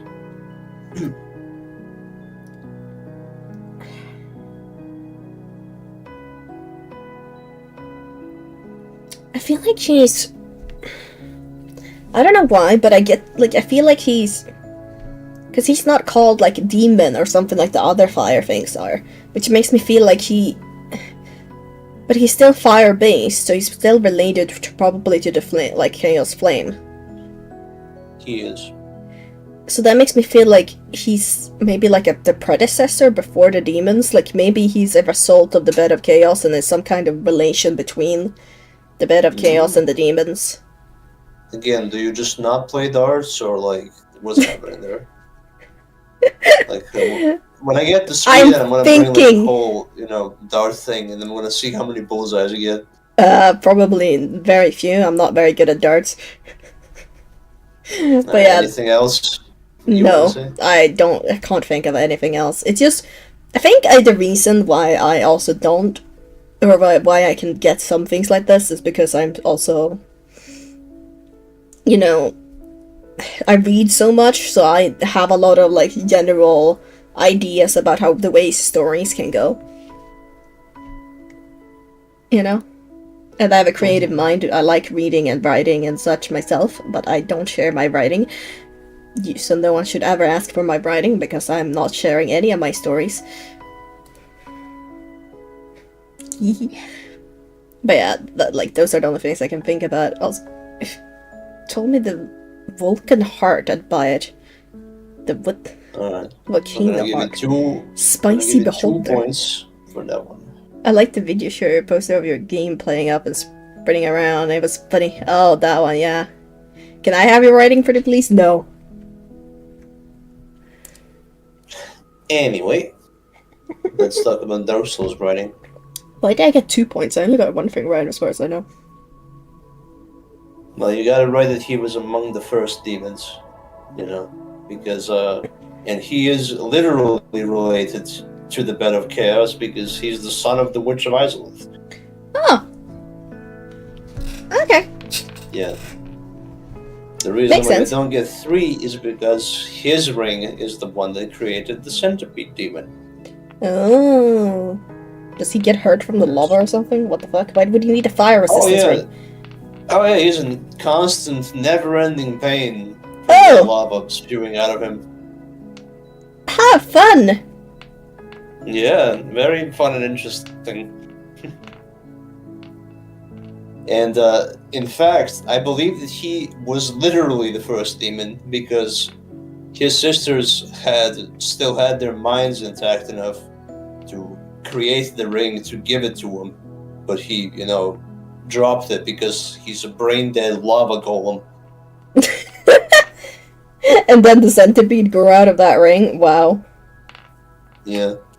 So that's why the theory of, the Witch of Izalith was like, I'm going to aura-farm life into existence is valid, because this guy, like, how would a spider demon have the weird thought to create a ring that ignores lava damage? Like, why would it do that? Fair enough. And he guards over Koilana's corpse, quote-unquote, because he thinks that she's dead because, she's not home, so she must be dead, right? So yes, stupid. If you strip, her presumed corpse naked, he of course crashes the fuck out. Size secretly a best-selling author? No. So yeah, any questions about my boy Ceaseless? Why? Why? Fuck you. Like, bruh, he's just there for eternal suffering. Why has no one put him down? Well, how do you put him down? He's too fucking big. Oh, he's a giant? Don't you see your character model down there? Is that That's my character a human model? being next to him. Oh. Yeah. Did we kill him? We did kill him because when you see that little thing over his chest? Yeah. Like, that's an arm that got molded into his body. Oh. But when you take the clothes of his dead fucking sister, he rips that arm out of himself so that he can chase you down.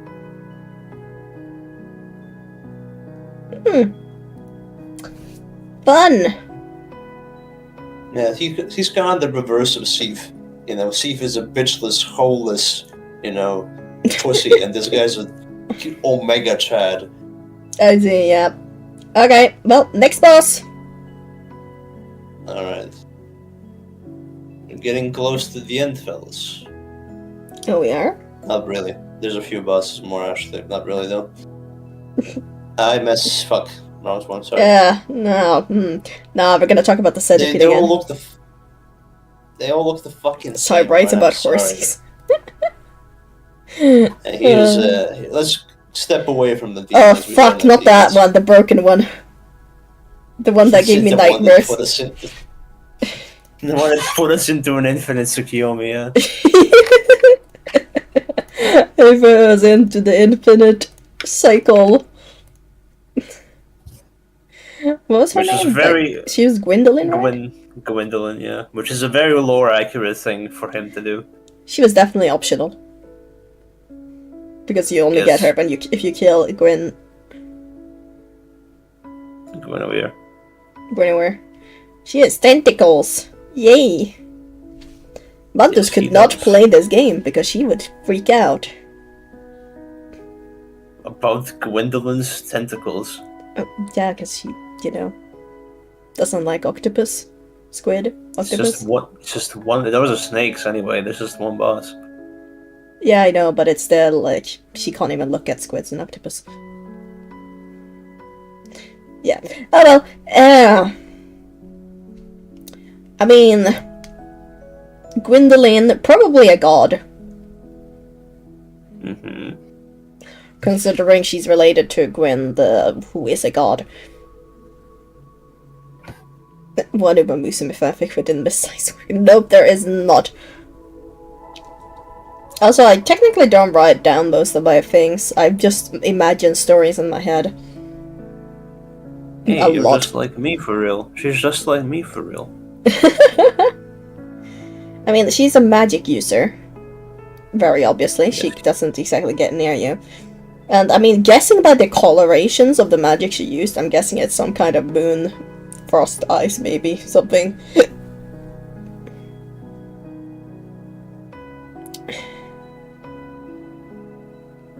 Does she have something blocking her eyes? Because it kind of looks like it. Is she blind or something? I don't know. It's a crown. Actually, is it even a she? his- Is it a he? His full name is Dark Sun Gwendolyn. Okay, so yeah, it is a he. Well, the reason why you kept saying she and I keep saying he is very intentional. The gender is not clear. Okay. Yeah, I mean, I don't really know. Is he related to Gwyn? Gwyn? Well, the Lord of Sunlight, Dark Sun, you know. Yeah, makes sense, I guess. And yeah, Dark Sun makes. I guess, yeah, then it makes sense. He probably has a relation to the moon. Because if it's the Dark Sun and from the Lord of Sunlight, then the moon would be considered the opposite of the sun. In a sense. I can't really tell more than that, though. I really don't know anything more. I think pretty much everyone to be inside my head doing what? Okay, bro, you gotta fucking chill with that one. What the fuck?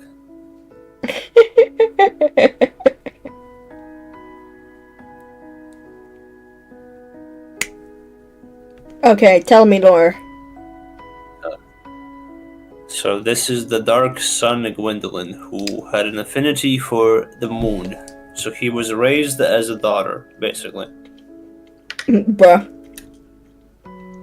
Yes. We love the femboy. So, well, that's kind of the thing. We don't know if it's a femboy or if it's a trans, woman. That's kind of the whole thing. Yeah, fair enough. And for some reason, I don't know why, he just is cursed. Like, giga cursed because he has fucking snakes for legs. You don't say.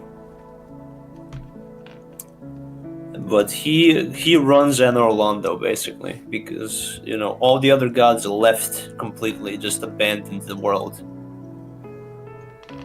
But Gwyn is still there. He's the only... No, he is a hollow husk at the bottom of the world. He's not there. No, she that gives you fast travel that you kill. She's not real. An illusion. Oh. That's why she dies in one shot, because she's not real. You would not be shilling with Kaiba H.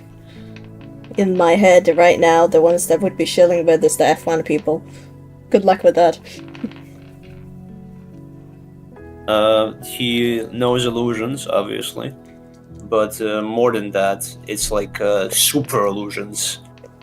You don't actually kill him. He's not dead after you're done with the game. Okay. Well, of course you don't. He does, however, live long enough to get eaten alive by a living slime monster. Fun! Not really. He's getting eaten from the ass up, and he's still alive. Okay. Yeah. Moving on. Yeah, so you get 1 point because you guessed the moon, Yay. The relation to Gwyn, is I nice, so mean, we get you another H, point don't there. go there. I know what you're thinking. God damn it.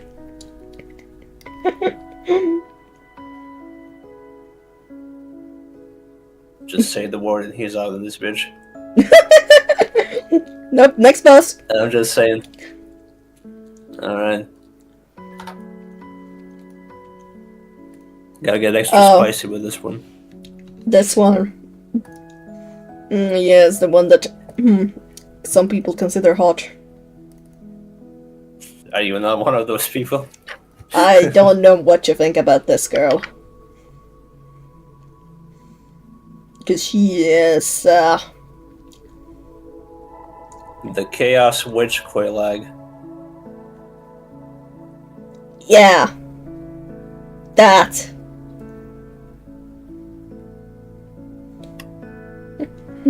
Ah. Ah. I dropped a walnut. My walnut. Walnuts? Hell nah. My walnut.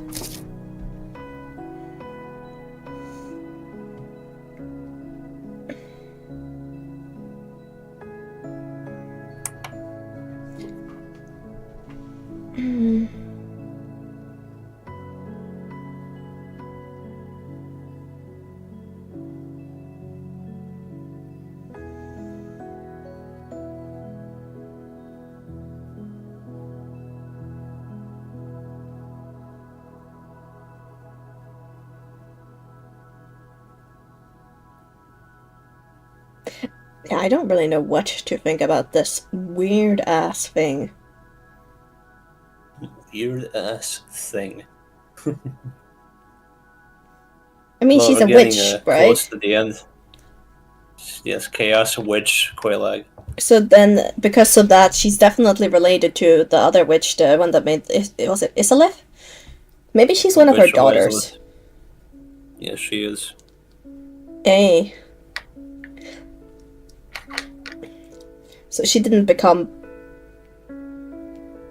one of the parts of the Bed of Chaos. But she probably then helped, like, because they are related to demons, she probably helped with creating demons then, because she was still alive after the Bed of Chaos. That's left to the imagination. Maybe she did, maybe she didn't.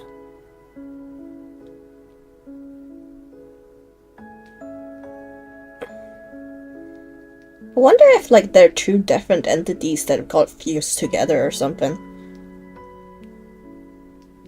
I don't really know. I can't really tell.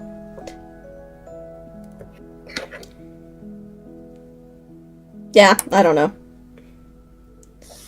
Alright. If you think better of her, she was So- half horsey. No. I like spiders, actually. So we'll give you a point there because, general knowledge. Yay! But she is a guardian of the second Bell of Awakening. So you can open, Sense Fortress. I see. And she actually took the job of guardian by Gwyn. Gwyn gave her the job. He was like, guard the bell or we'll, skin you and flay you alive. Damn. And from my understanding of demons, no, those are not two things fused together. That thing grew out of her, basically. Oh! Fun. Or maybe she grew out of it. We're not sure which came first, to be entirely honest. Yay! Yeah, and they do function independently. Like, they have the two brains. She's close to Blighttown, isn't she? She is in Lighttown. Oh. Okay. So she guards the Bell of Awakening because her sister, the fair lady, is poisoned and dying a horrible, painful death, and the only thing that, mends the pain a little bit is humanity. Yeah. So she kills humans that they're not worthy, basically, of being the chosen undead, because if they were worthy, they would have killed her. Like the two of us did. Yeah. Makes sense. So she's just fighting a losing battle, trying to preserve her sister's life and protect, her brother that's like seething in anger and pain forever because he's leaking lava from every orifice. Yeah, fun. Yeah. She's the first line of defense on all of that. Oh no, wait, we still have one demon we haven't checked, right? The Taurus demon? I remember Taurus demon. Yeah, we didn't do Taurus demon yet. Yeah. Oh. But yeah, no, that's fun, you know. Suffering, agony. Doing a pointless job. No, she doesn't suffer. She's actually... Well, I think yeah, she's the her only brother one that suffers. isn't in pain. Yeah. But you want humanities. And she was supposed to be an NPC that you can speak to instead of the fair lady, but, you know, things changed, obviously. Yeah. Seems like a lot of things changed over time. I think Quelaag is, like, on par with the Ivory King on the Chad, like, level, because she completely accepted the fact that, yeah, my entire life is completely fucked no matter what I do. I might as well look good doing it, you know? Yeah, fair enough. Yeah, she doesn't wallow in self-pity and, like, meaningless, trivial depression. She's just like, you wanna go? Let's fucking go. Yay. So she's a boss bitch. We give respect. Bitch, I'm a boss, I'm a bitch, I'm a boss. Alright. How does that song It's go? time, ladies Something and like gentlemen. that. Oh, it's time. It's time. Oh my god, it's him!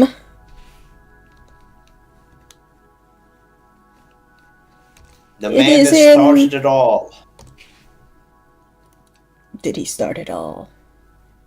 The one, the only. The one, the Artorias only! of the Oh my abyss. god, big picture. Make the whole screen Artorias. Do it. No. Okay, but here. Now. Yes. Artorias, the Abyss Walker. Artorias of the Abyss. Absolute peak. I'm no longer Absolute here, so now cinema. you have to do all the commentary. Absolute peak. You want me to talk about Artorias? Strap in, kids. It's gonna be 3 hours minimum. Okay, yeah, no. Okay. This guy is important. He's the most important. I mean, knowing you talked about the Knights of the Gwyn earlier, he might be one of them, honestly, or have been one of them. 3 points. Got him. Because, I mean, they're literally the only knights I know of, so... I mean, I guess I know the Black Knights as well. Could have been one of them. Oh well. Yeah. Black Knights are a lower ranking. Yeah, well. He had a relation to the wolf Sith, was it? 2 points.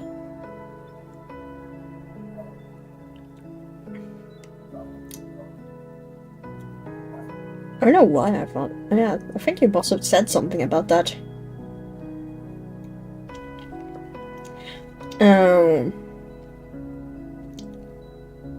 If I'm not mistaken, I don't remember what for. But if I'm not mistaken, he, from what you told me when we were playing the game, he did, like, sacrifice himself or something? 3 points. I don't know what, though. I have no idea, honestly.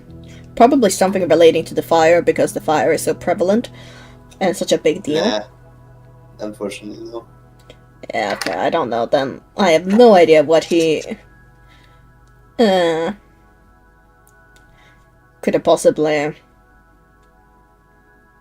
I mean, Artorias of the Abyss, Artorias the Abyss Walker. I mean, I don't know what he could have sacrificed himself Okay, against. so it's something to do with the Abyss. Yes. Did he, like, lock out the Abyss or something? Or some dangerous part of it? Yeah, we'll talk about that. Yeah, he did lock down one part of it. Like the serpent? The serpent did aid him, yes. Okay. Not really aid him, just kind of direct him. I don't really know. Tell me. So we're talking about Artorias. Yeah. Yes. I need you. Can you play the audio of this video I'm gonna send you? It's Don't gonna be. think so, no. You can't. I don't think I'm gonna I'm be just able gonna. to. Okay, I'm gonna play it over my phone, just to because it's a very important thing. Just let me just mute for a second. I love. Let's see. Oh, hey, I found my missing walnut. The Abyss Walker was one of Gwyn's most powerful soldiers, along with Orstein, the Dragon Slayer. But one day, the power gap between them came to light when Artorias fought a one versus one against the father of the Abyss, Manius, and only lost because he decided that protecting his wolf city was more important than the victory. I do not was really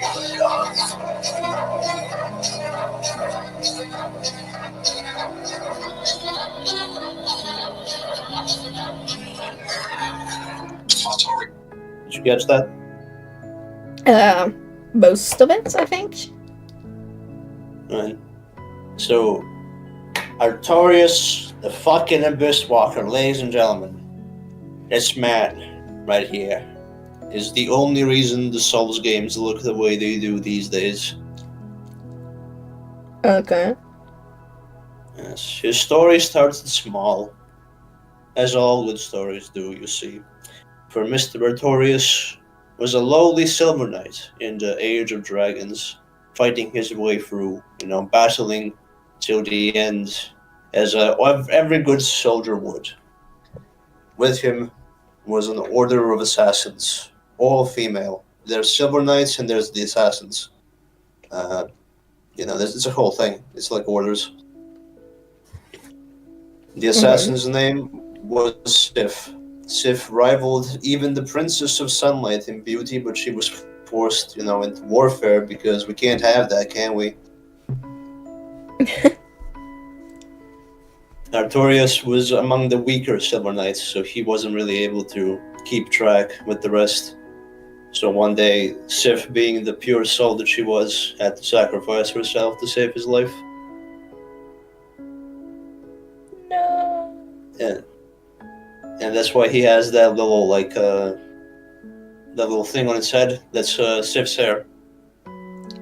Oh. Yeah. It used to be white, but the Abyss painted it black. No.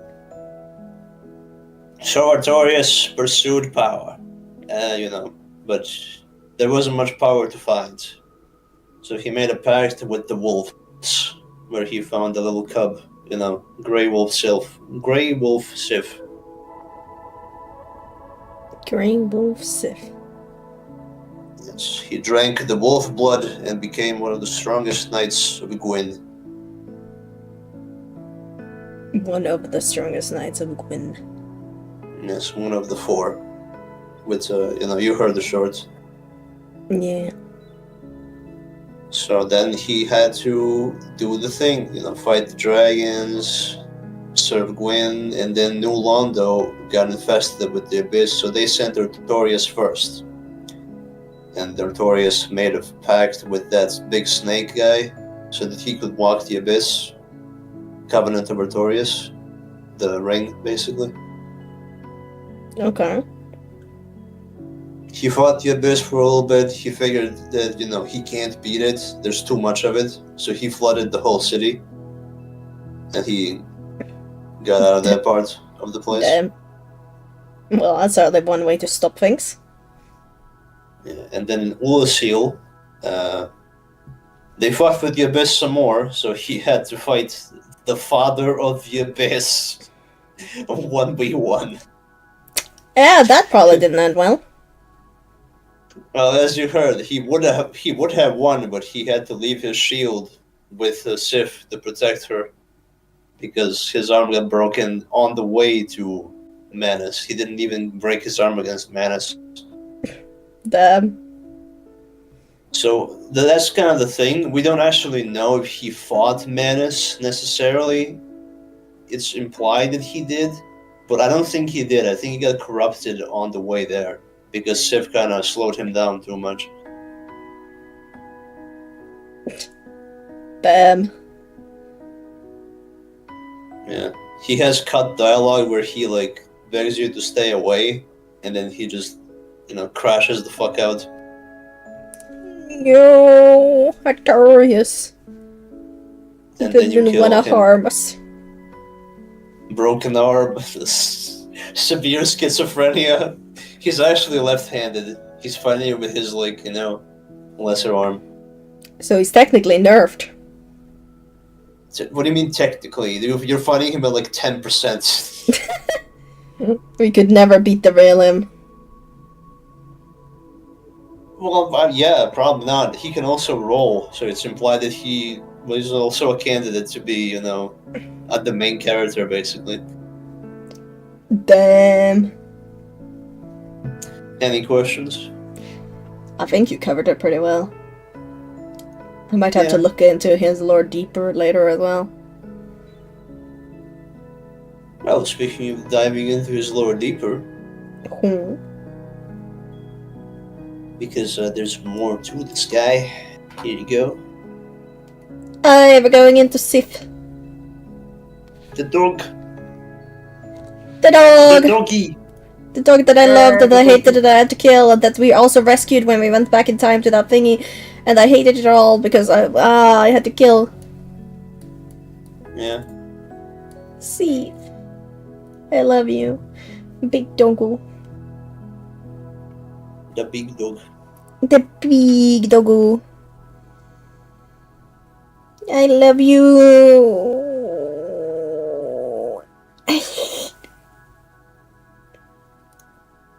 You big grey wolf with a sword.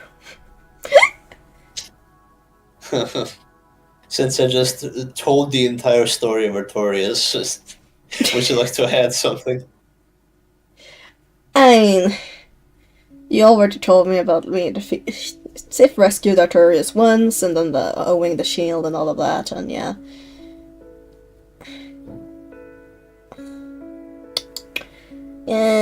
Wasn't Sif protecting something? Mm-hmm. The grave of Artorias.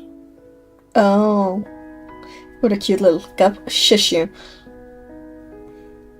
I just hate the fact that we have to rescue, you rescue her in the fucking the abyss area thing.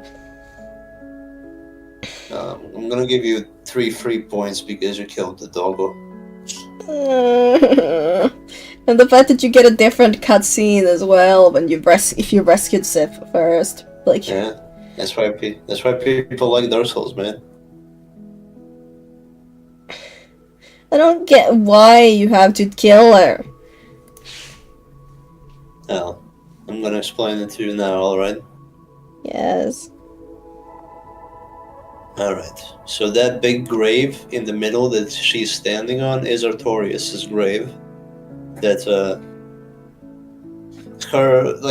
Artorias' fangirl, Kiran, made that, but I don't know if they had a relationship or what that was. To be honest, I'm not sure. Okay. But Kiran was like Sif, the original Sif, an assassin class fighter. And she was pretty fucking good at it. She was one of the Knights of Gwyn, actually. Okay. So she left her hornet ring, behind the grave, and you can actually take that ring without triggering the boss fight because Oh, yeah, we Sif did only that. cares about, Sif only cares about the front. If you're What the going fuck to did just happen pillage to the my grave- character? I don't know, man. Shit happens to your character. Broke your own neck because you killed the dog.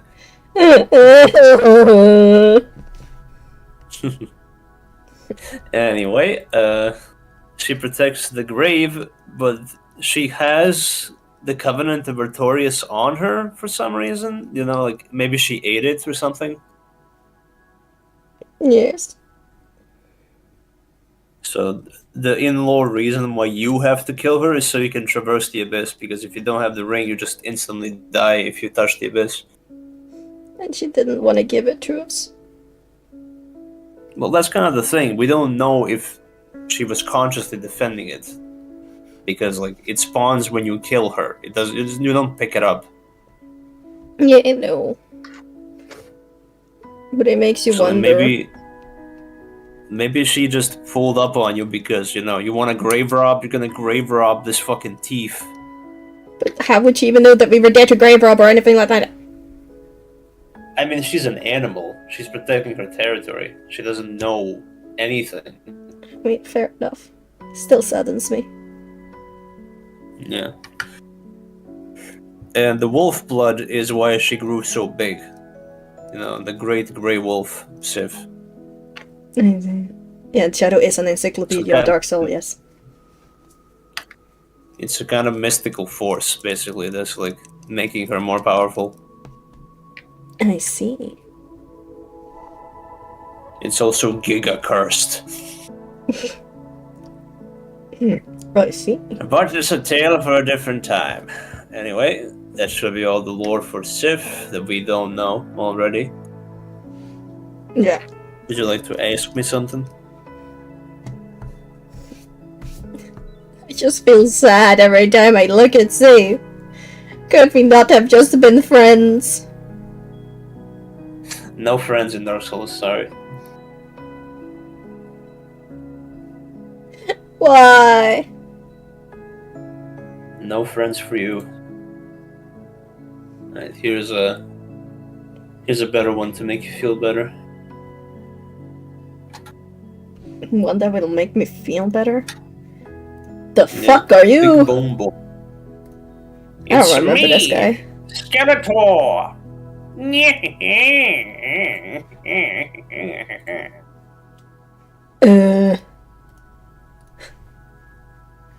I will explain the lore of Lord Nito in Skeletor's voice. Get fucked, everyone. Oh god, not Skeletor. Yes, Hi. I have returned from my snake tower. Not the Snake Tower. What is this guy's actual name? Grave Lord Nino. Nino? Yes. That doesn't sound very threatening.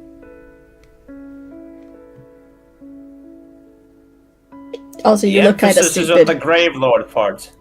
Fuck you. I haven't had my juice today.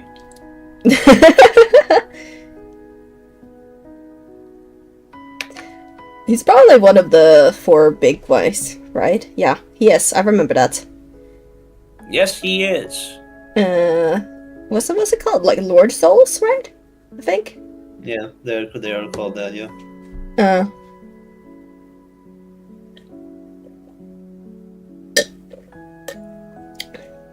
Don't you offer things to him? Like to the religion thing beforehand if fighting him? Down in the coffin area? Yeah, if you go into the coffin after you kill him, he's just there. He just doesn't give a fuck. He doesn't actually die. He's like, I am already dead, so fuck you, GG.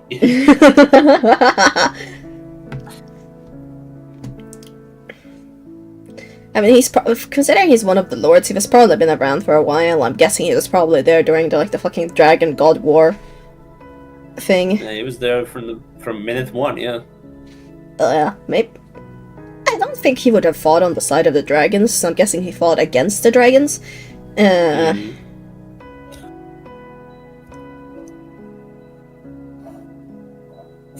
And he, considering he's so old, he probably has something to do with Anorlando. What? I don't know.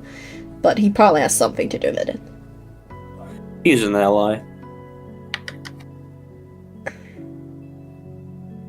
Alright. Anything else? I mean, Gravelord, doesn't he, control dead or have things to do with, the dead? He has the death soul, yes. Okay, so that's why he's the Gravelord. Okay. Yeah, I don't really know anything else. Well, there is not much anything of to know. You get all 3 points. He fought against the dragons. He Hey! infected them with death. He's the reason why the concept of death exists. Damn. He was also the first guy to die. Basically the You know? Grim Reaper. No, Well, he was the first guy to no. die, eh? Not really. He's not the Grim Reaper. He's just the reason death exists. Interesting. But as the flame fades, that kind of went first, because Gwyn was secure because he split his soul to pieces, so he kind of made himself more resistant to the fading thing. Gwyn himself obviously faded away, but his own soul was split into 4 pieces. Damn. The Witch of Basilisk just kind of exploded her soul all over the place, so she was fine, Of And the course dark she was. soul gets stronger as the fire fades. Because, yes, that makes sense. Yeah, less light means more dark. I mean, yeah, fair enough. So the death soul just kind of ate shit. So people just stopped dying permanently.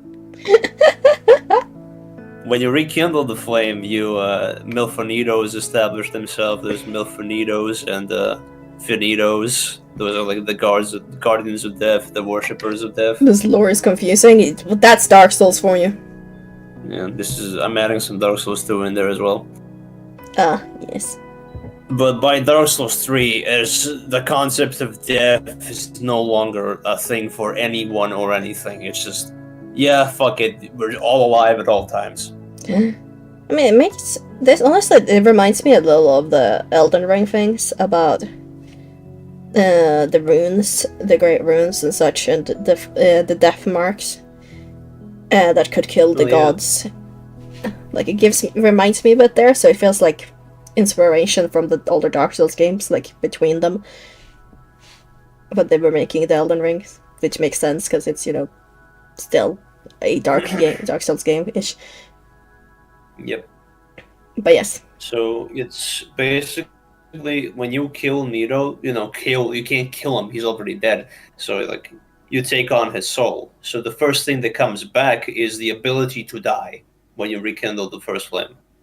Oh. That's like literally the only argument there is to rekindling the fire, because like internal consciousness fucking blows. Yeah, I mean, a lot of people talk about things like immortality as if it would be a blessing, but at the same time, if you think further about it, it wouldn't be that much fun.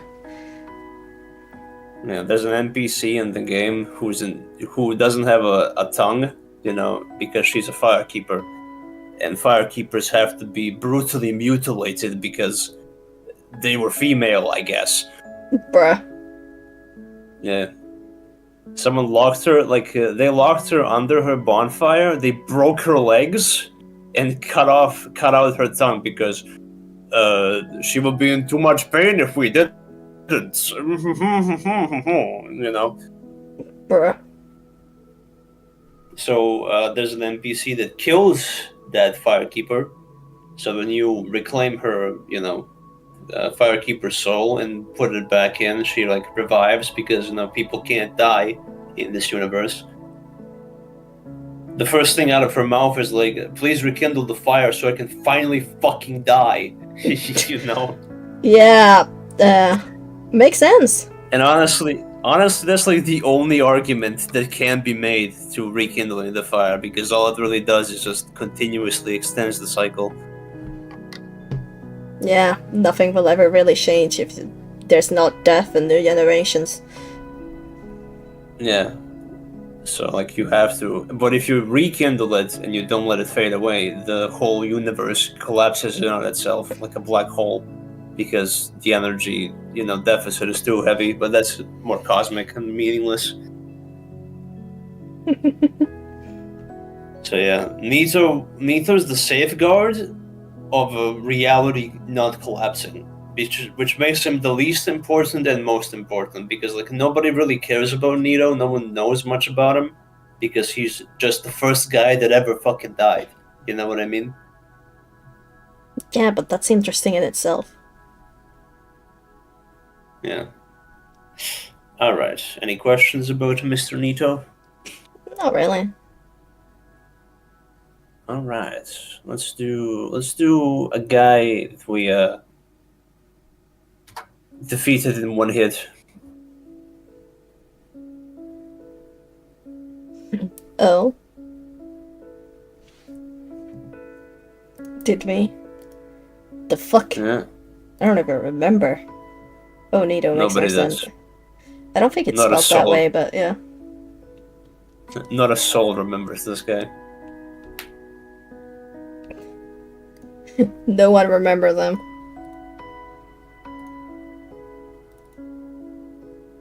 Hi, weirdo. What is his name?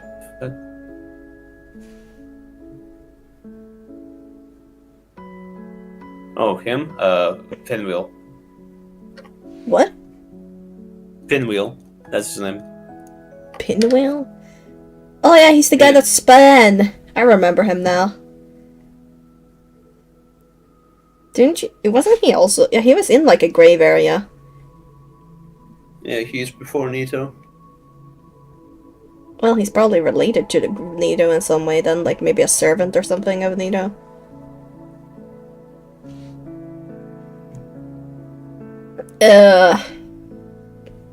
Probably a necromancer or something like that, considering he's part of, you know, undeads and the graveyards and skeletons and all of those.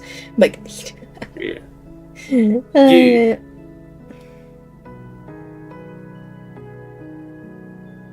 other than that, I don't know anything. I will give you He one was a point pathetic for that. boss. 1 point for Gryffindor, or Slytherin for you, I guess, because you like snakes.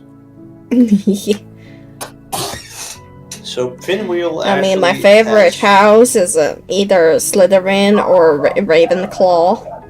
Hufflepuff. Alright, so Pinwheel actually has one of the more, like, needlessly complicated backstories. Okay. So you see how there's 3 faces on his face? Yeah. So there's a theory that he's a family of 3 fused into one. What Yeah. So the fuck? some guy lost his wife and child, or some girl lost her husband and child, and some child lost, you know, fucking his mom and dad. And one of the 3, doesn't really matter which one, became a necromancer to bring them back. Okay. But, you know, he fucked it up, or she fucked it up, or they fucked it up. So now they're all 3 of them at once, forever. Well, they can never be separated again. Yeah, a cruel twist of fate. That's why And you they, should not mess with things you do not understand. They actually stole a portion of Nito's power because they needed it to, you know, support 3 lives in one. Of course they do. Yeah. So that was kind of the first step to the Death Soul dying off, because this guy, there's more than one of this guy. Like, we don't know if it's canon that just people just fuse into one but necromancy for no reason, or maybe it's just the same guy trying the same thing over and fucking over again, fucking it up every single time. Okay. Yeah, you could hear Doug barking. It was on the shadow side. Yeah, but that was a riled up bastard. So, any questions about Mr. Pinwheel? Not really. He's kind of boring. Yeah, he also takes like 1 hit to kill. Yeah, I did remember that he died fast. We've been putting it off for this man for a long time, and I think it's about time we put him in here.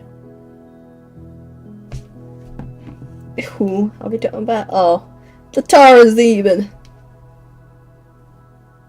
The car demon. The car demon. Yeah, Taurus. Taurus? Yeah, Isn't Taurus. the car? Yeah. I don't remember Taurus being a car. But oh well, it's the Taurus demon!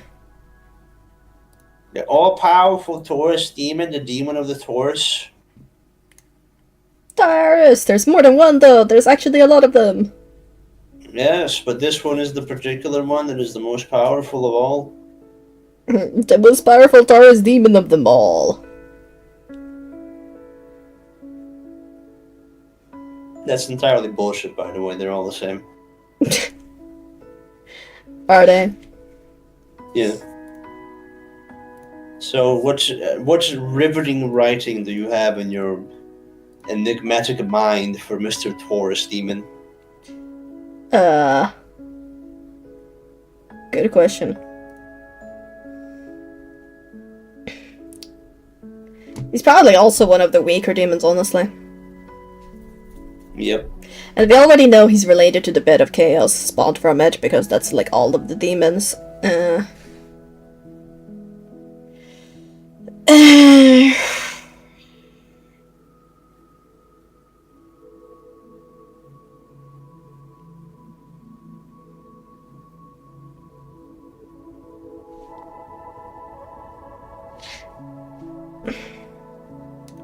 I mean, he must have, like, gotten out of, like, the area that all of the other ones are in or something.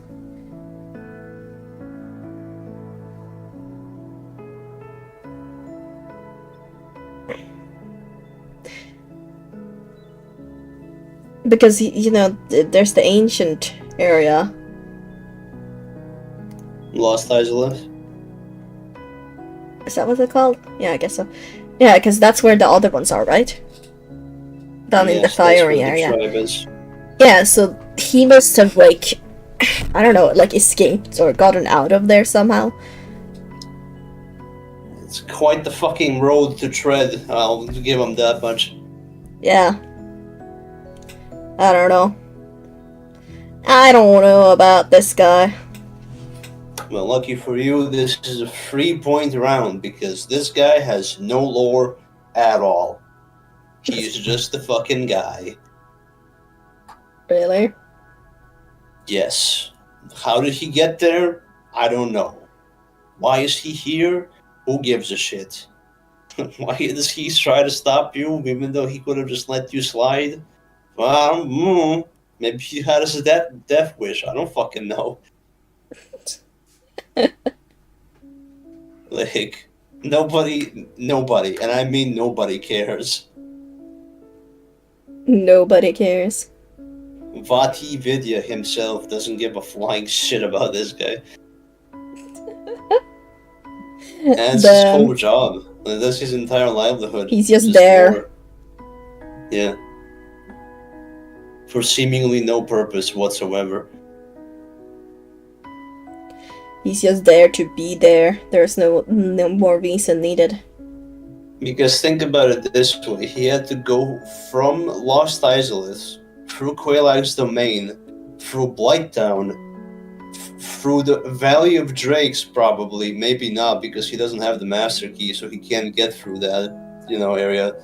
So then he had to go through the sewers, through the Undead Parish, and then he got all the way up there. Certainly one hell of a trek. Like, was he migrating to breed or something? Where the fuck is he going? What is he doing? Where is he going? Where is he doing? If nobody knows. Right, yeah. So, I mean, the Taurus demon is an enigmatic mind to never be rivaled ever again. Here's your husband, I guess. But my husband? What? Yeah, you said you wanted to marry this guy. Oh. Well. Now this is awkward. What, didn't expect to meet your husband here? Yeah, totally. Oh, the picture is big! Tough luck, we can't see what it is. Oh, You're forever gonna damn. wonder about the husband part. You don't want people to know who your husband is? He's not my husband. You said you wanted to marry him, man. Like, I'm not the one to blame for the lore. You wrote it. It is the big dragon. Black dragon. Xylomin the Black Dragon, yes. He was actually optional, wasn't he? Actually, now that I think about it. Yeah, he was like super optional. He had that whole lore thing going about him. I don't like that you've talked about. And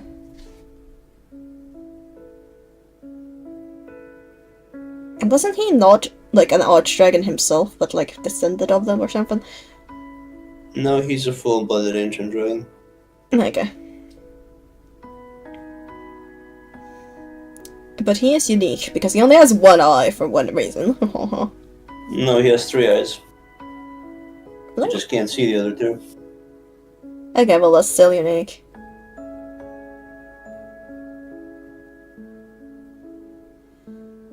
But yeah, I mean, he clearly survived the extermination of dragons. He did.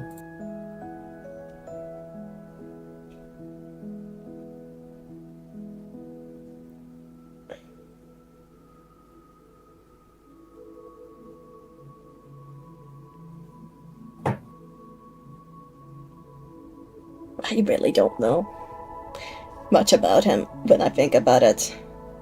Would you like a hint? This is one of the final bosses, you know?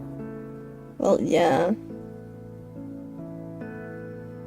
The hint is, he didn't survive, he won.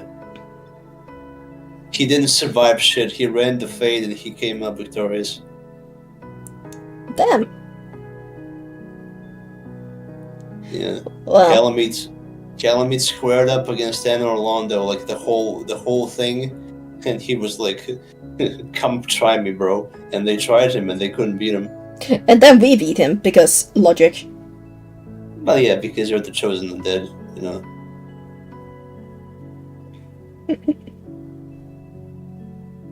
The game wouldn't be fun if you don't beat a legendary creature. Fair enough. I mean, I'm guessing he was probably more resistant to like damage then. Like the weaknesses that normal dragons had. He probably had something that like made him more resistant towards them or something. I don't know. Maybe his skills were harder. Kind of the opposite, actually, because he made you weaker. Oh.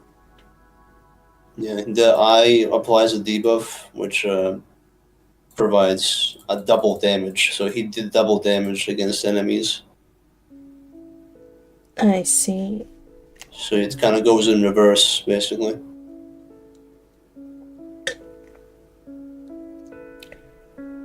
Interesting. Like, the first thing Calamite does is he flies down in front of you, mogs the camera, then leaves. Oh yeah, by the bridge thing, right? Yeah, he just lands down, aura farms, fucks off. Yeah. And I would have preferred to befriend him rather than kill him.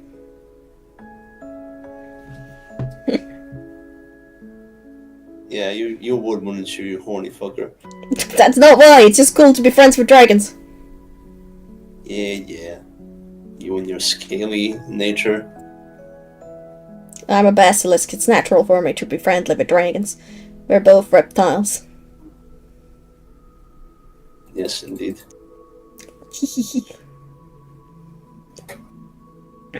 Alright. I mean, you don't really know much about him, do you?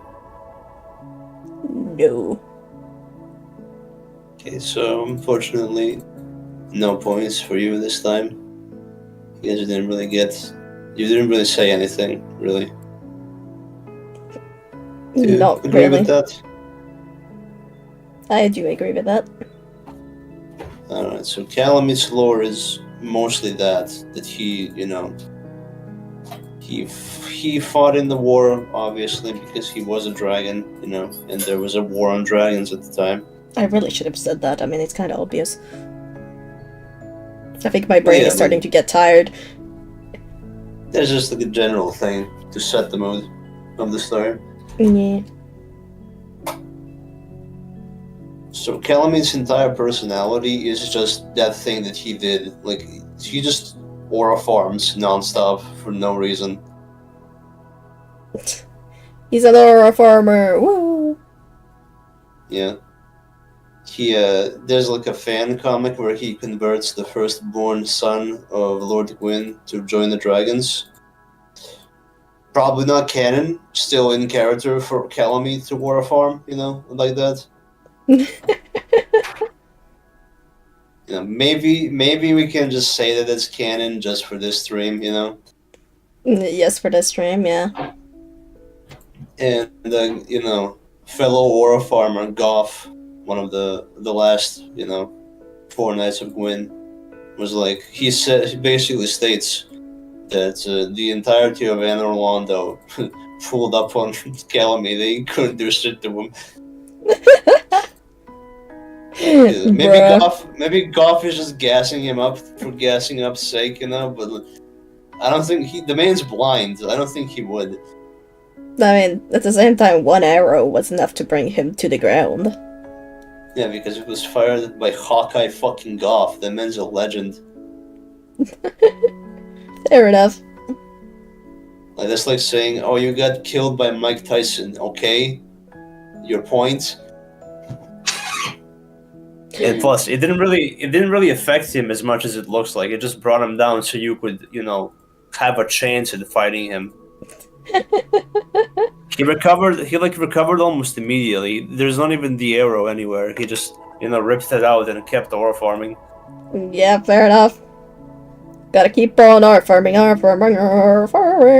So yeah, that's the Black Dragon Calamite, the aura farmer of Century's End.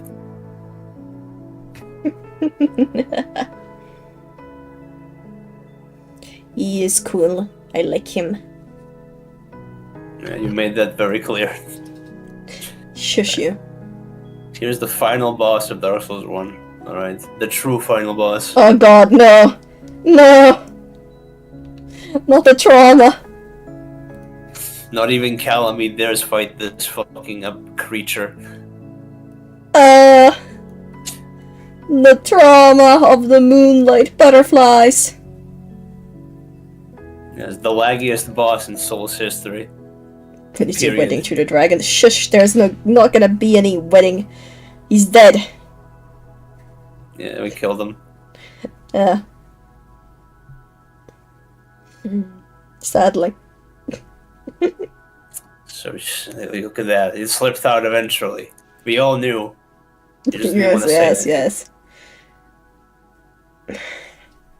I mean, the moonlight butterfly, considering where there's a lot of them, clearly has a relation to Seath. Like, maybe he made them or something, because they are really similar to him. And their entire thing is literally, like, fucking crystals and moonlight and whatever bullshit thing that is... They're so Seath-coded that they, like, you just, Yep, that's gonna be a point for Xylo. So yeah, and I mean, the majority of them were in those crystal cavern thingies, and there's only one of them in the forest. The question is, the one in the forest is the one that was the boss. I wonder why it was there. If it was just probably there. Escaped. I mean, yeah, probably.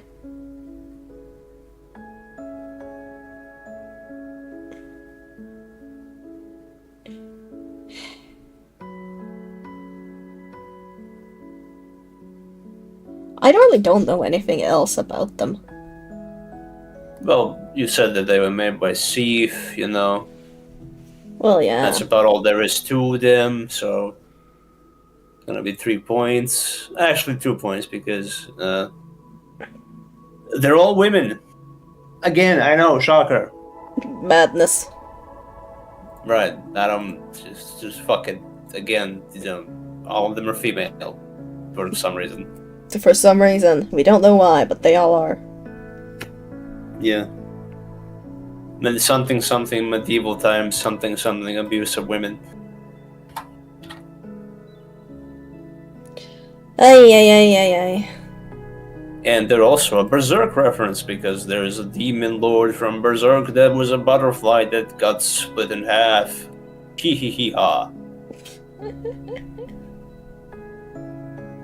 And here's the next boss, unless you have any questions. Not really. I mean, it's a moonlight butterfly. Yeah. The boss with the most glitches in any mod ever. If you try to mod Dark Souls, the Moonlight Butterfly is coming for your ass. Fair enough. Hello, who is this giant? I do believe he is of the iron variety. He's a iron golem. Wow. Considering he's an iron golem, he's probably not, like, alive. He's probably, like, a construction. Mm-hmm. Probably made by, like... I mean, the people that would have the power to make an iron golem, there's very few. And I don't think dragons would want to make a golem, so that makes me more lean towards the side that it's probably, like, the gods or something like that that made them. Why? I have no idea.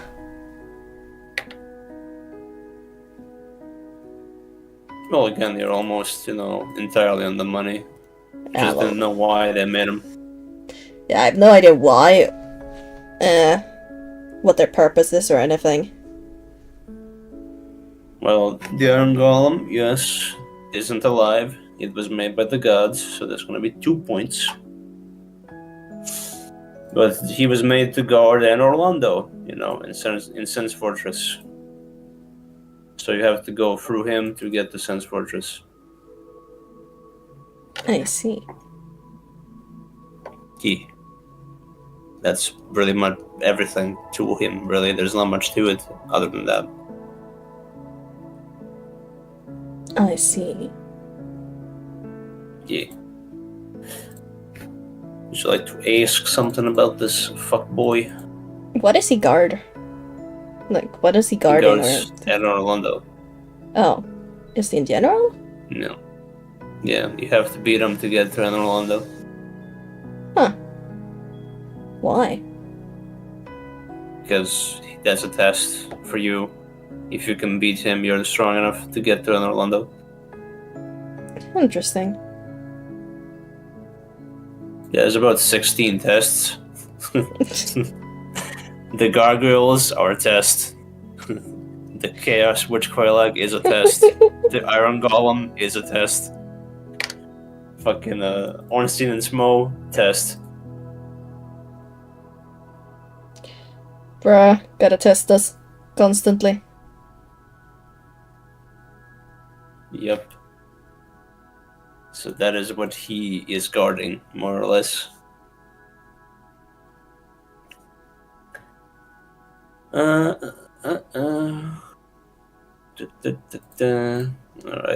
We have one more boss. One more? The one last boss. Manus, the father of the abyss. I forgot about him for a bit, honestly. Yes, we kept the best for last, boys and girls. Is he really the best? Well, he certainly is last. Hi, Monos. Look at your big ugly face. For anyone wondering, yes, Manus does in fact just need mean arm. Bruh. Honestly, there's so much lore about him as far as I remember. He's one of those that have a lot of more. Like, he lives in the abyss. He has something to do directly with the darkness and such. I think the name Father of the Abyss should make it pretty obvious. Yeah. Like, he literally... doesn't have something to do with it, he just is it. Well, You know what I and mean? he's the one that fought Artorias, right? Artorias. Oh yeah, Artorias fought him, so yeah. Yeah. Mm. And I mean, was he the one that captured Sif, maybe? I don't know. Because Sif was captured down in the abyss. I don't know. Sif was conjured independently from Manus. He didn't have anything to do with that. Okay.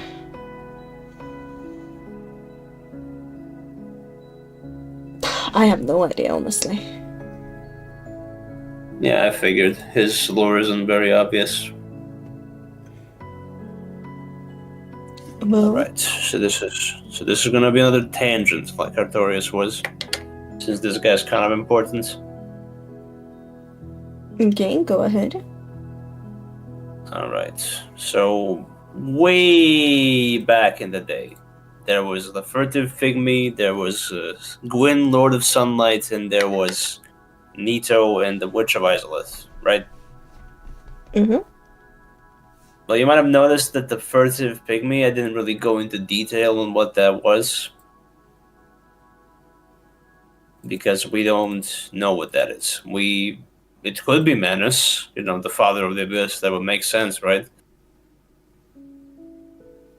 But Manus is called in the game. He's called a primeval man. So that could mean that he is the Furtive Pygmy, that started the abyss and all. Could also mean he's just a really, really old dude, Fair enough. Whether you subscribe to the concept of Manus being the Furtive Pygmy, like the guy that started humanity, it's cool, but like he's probably not, honestly.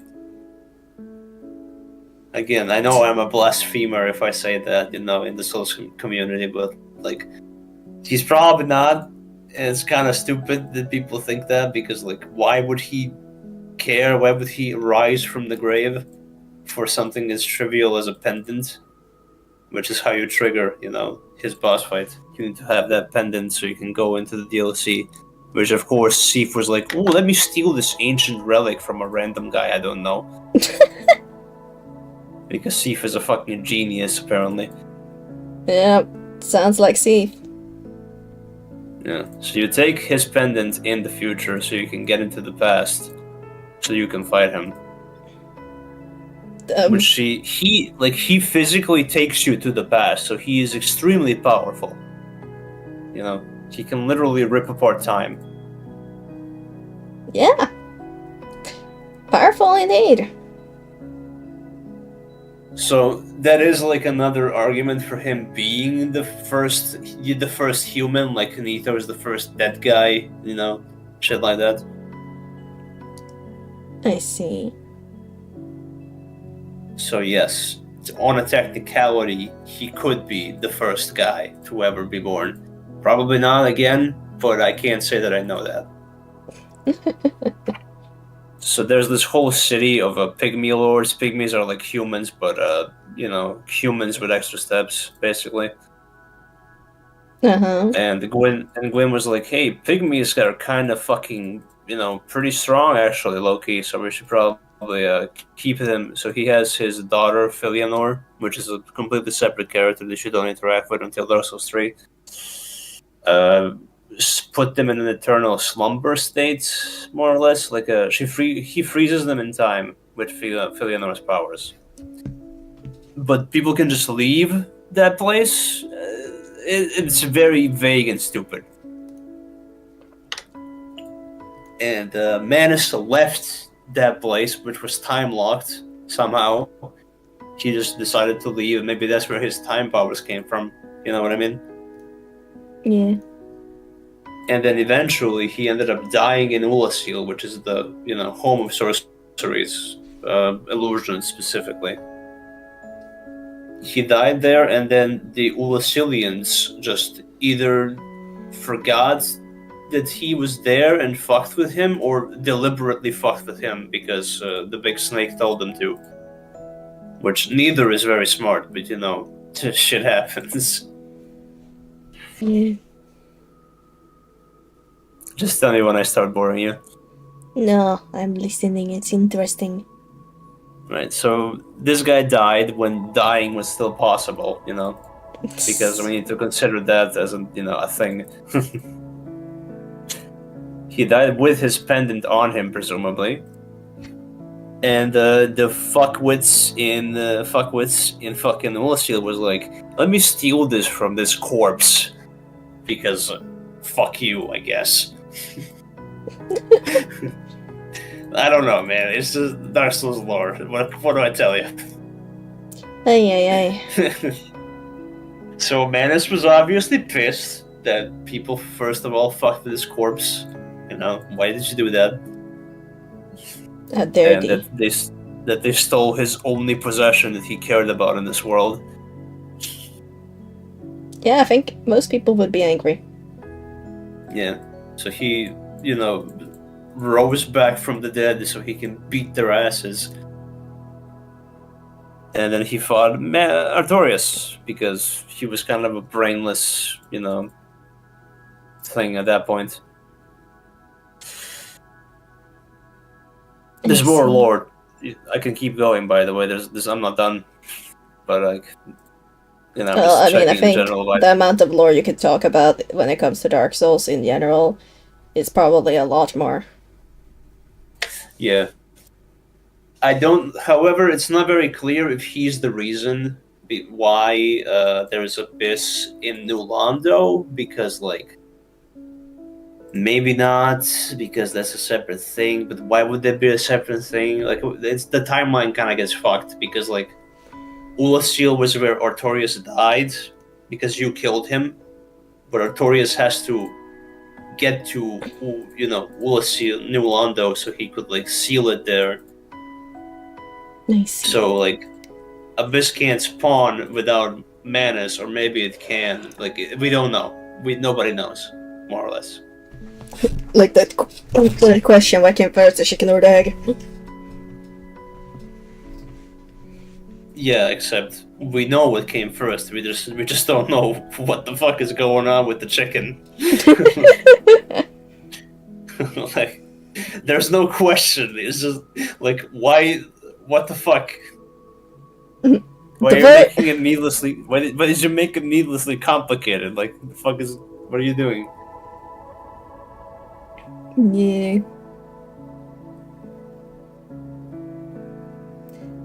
You said this was the last boss, So right? after his death, yeah, that's the last Souls boss. But isn't there the Chimera thing? Oh yeah, the Sanctuary Guardian. Yeah, you're right. I forgot about him entirely, actually. I'm gonna send that too.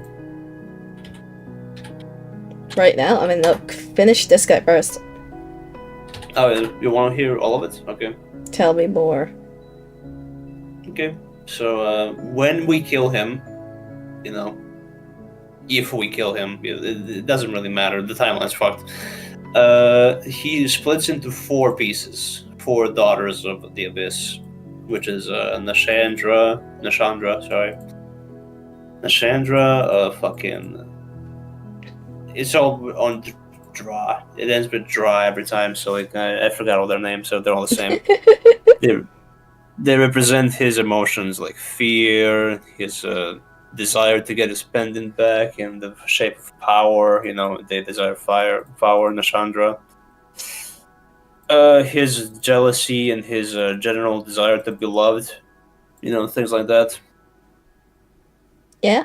And they're all super fucking evil, other than the one that represents fear, which is, obviously got bagged by Mr. fucking, what was his called? Ivory King. He bagged the best one because he is the best, objectively. And the daughters of the Abyss are powerful enough to seal the concept of chaos and ice. So that's just, to go to show you how strong they were. Yeah, fair enough. Just a piece of him is enough to just do that shit. So There's yeah, a that's lot the of lore. lore. Yeah, it's the lore of the fucking Father of the Abyss. There you go. The Father of the Abyss.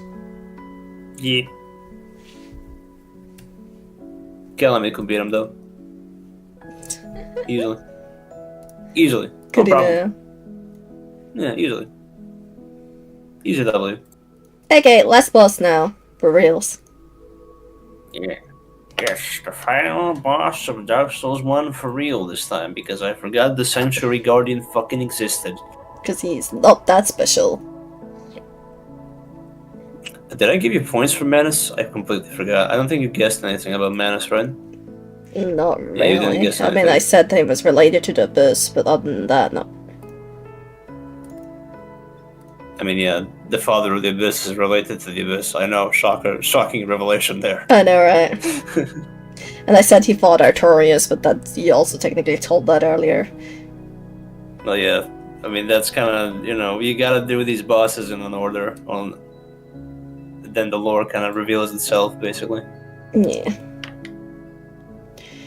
Well, relating to this guy, he's a chimera, clearly. Which immediately makes me think he was created by someone. Probably some kind of magus, because that just seems like the ones that would create a magical fusion creature. And then, of course, he defended the Sanctuary Guardian. Those are the the things that I know, I guess. You want to do some guessing? Yeah, I mean, you do have a hint left, actually. Sure, give me the last hint. This thing is actually a demon. Like the Chaos Demons. Really? Is he related to the flame? Yep. He's a Chaos Demon. Huh. Okay. So he's the Sanctuary Guardian, and demons were employed to guard, the asylum, that one back alley corner for some reason, that rundown bridge for some reason. Yeah. So what does that tell you about the Sanctuary Guardian? Well, that's he's guarding. I don't know. Well, the Sanctuary Guardian, if I can start the lore section. Yes. The Sanctuary Guardian is like the most random inclusion ever, because like we're told that he's a Chaos Demon. He looks nothing like the Chaos Demons. So I'll give you half a point for that, because it might have been the Ulasil people that created him. Whoever they are, yes. Oh yeah, those are the guys, Ulasil. Yes.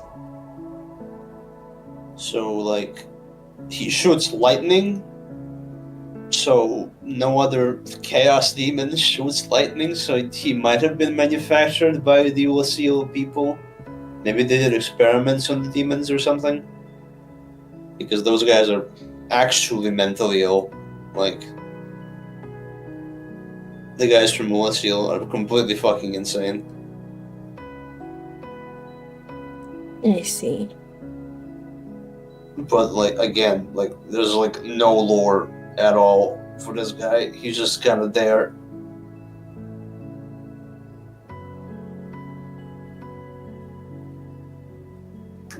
He's just there, just chilling, just looking at us. Yeah. I mean, when I think about it, maybe Sentinel Sif.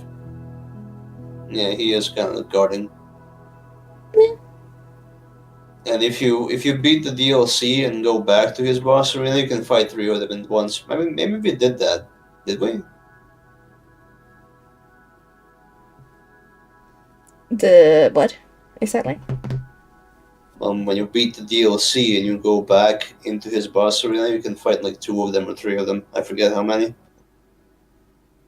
Well, we didn't go back into his arena. We went, we just, did a New Game Plus thing, because we wanted to do some other things, and went to his arena again, but we never went back there, so I have no idea. Right. Yeah, well, that kind of implies that when you beat him, whatever's left of Ulasil, sentient beings, sentient humans, are like, we need to up the ante, we need to increase the security. Yeah. So they just kind of went into a lab and made 3 more, or 2 more, or whatever the fuck. Okay. Just never ending, like a Hydra, it just spouts more heads. Yeah, again, the Hydra. It's a dragon. Fuck you. I don't know. No lore.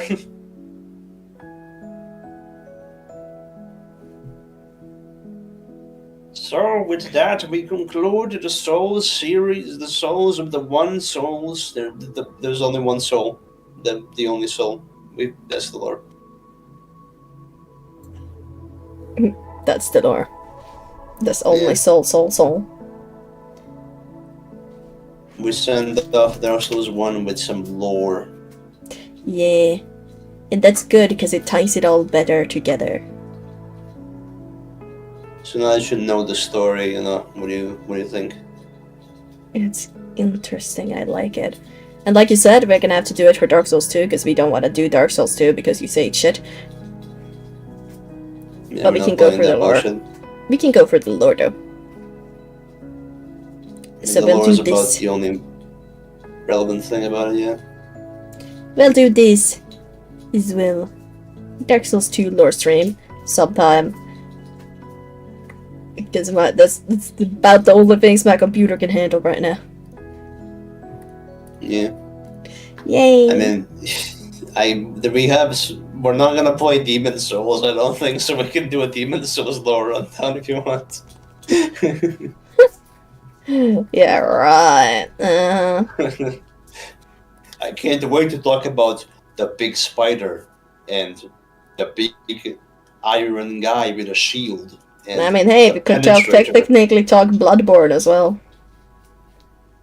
Sure, why not? That's three streams playing already. Yeah.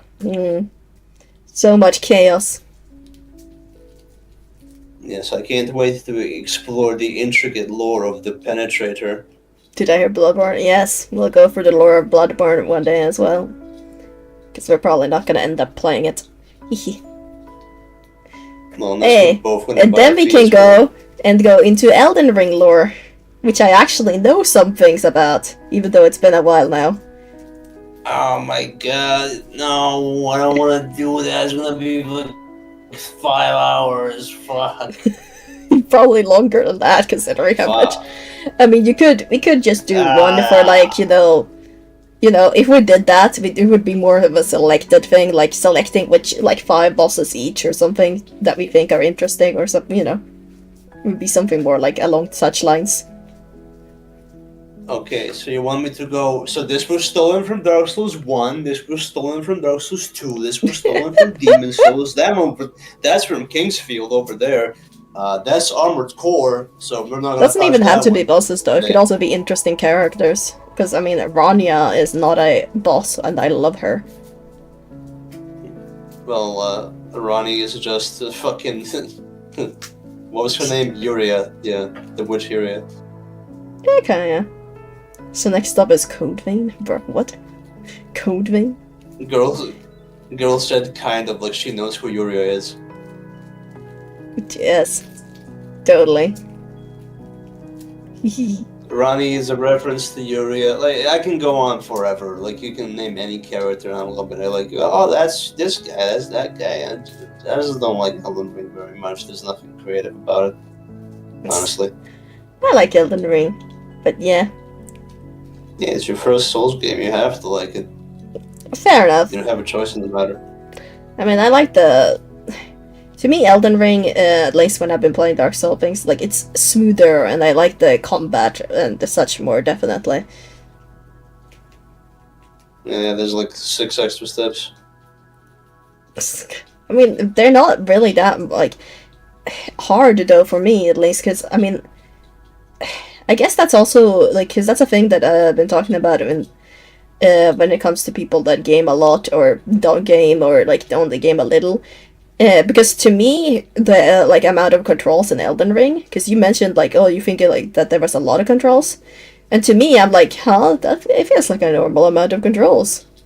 No, not for Elden Ring, for Night Rain. Night Rain has like a metric fuck ton of inputs. It's insane. Okay. Well, I still haven't gotten around to playing Night Rain because I haven't ever had 3 people to play it with, and then it just didn't turn up because my computer said fuck you. Elden Ring was so addictive. Yeah, it was. I mean, I'm sure that it was if you didn't play much Souls games, but like after Sekiro, it all kind of went downhill. To be honest. It was a computer thing. That's what I said. Yeah, Yeah. we can do Sekiro as well. I mean, we can't really do Sekiro. There's not much lore to Sekiro, actually. I mean, we could also start discussing other Souls-like games we played as well at some point. I mean, I What don't is it think we called? played the same Souls-likes. Well, no, but we don't necessarily have to have played them. Like, it could be a, you know, talking about, you know, just games. I don't know. That's the. I'm surprised I remember the name of this. Because when I saw it called Skull's Games, I started thinking, like, what was that one game that I played a long time ago that was a little Souls-like-ish, but not really? And it was the game called Remnant from the Ashes.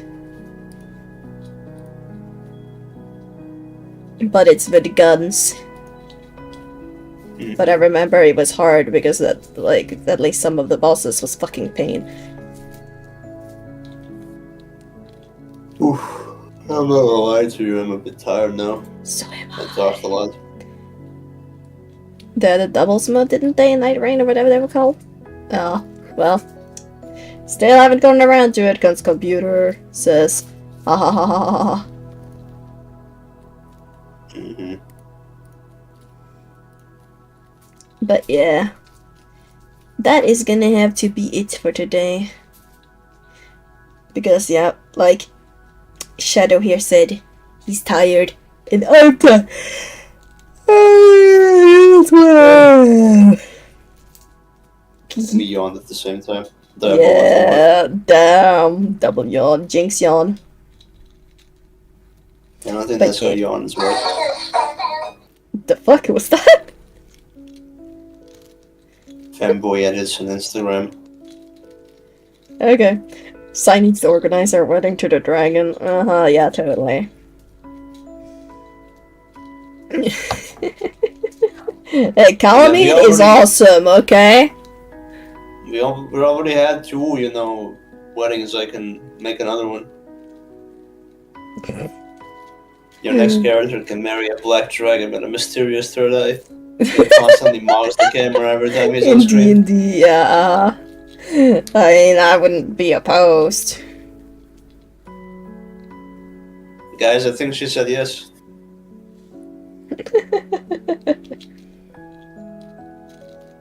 Yeah. The great and all-powerful Ice has graced us with his presence.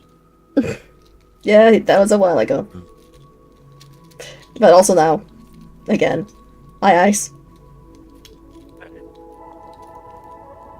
It's a wild, wild Ice.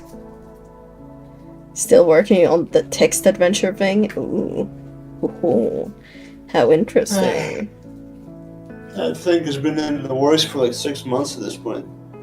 What? I don't know. Maybe. Programming can take time, I guess. Yeah. You know what I'm sad about? There's no F1 this weekend. Oh no, whatever will we do? And then next weekend is Anything but Singapore! that. I am so distraught by the lack of F1. But next weekend is Singapore!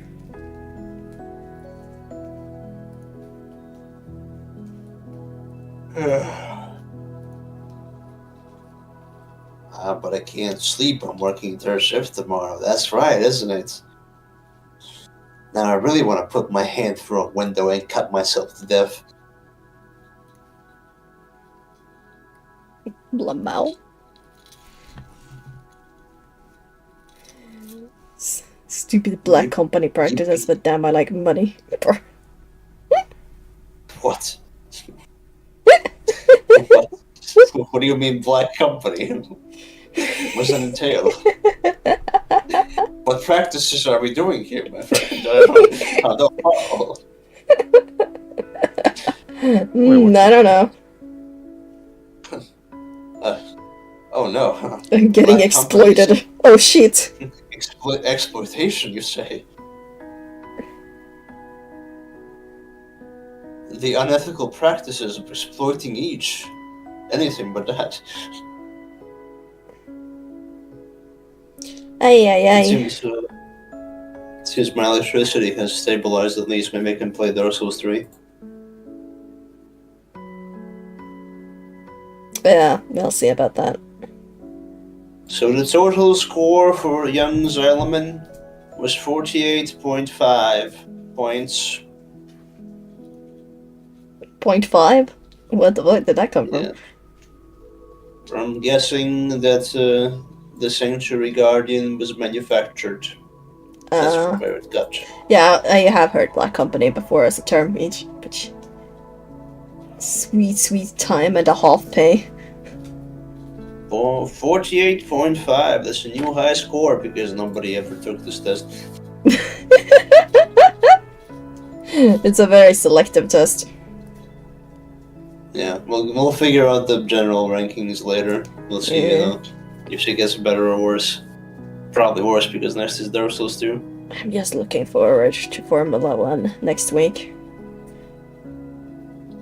Did you know that the next race, Singapore, is the only race on the current calendar that Max Verstappen has not won at?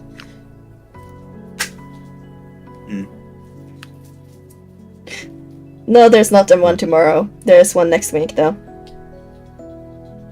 But yeah, that's a random fun fact. Fun fact.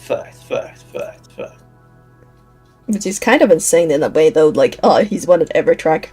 But this one. I won't let me stream Dark Souls 3. There we go. I don't know why I want it. But I mean, I think that there's also so many other things that goes on, like, on the days of a Formula 1 weekend. Because, I mean, there's the practice session, like, on the Friday. There is also, like, a practice session for Porsche Carrera Cup.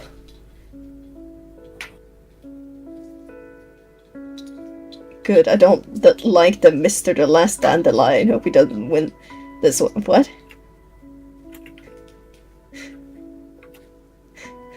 What do you mean? What do you mean? I'm so confused.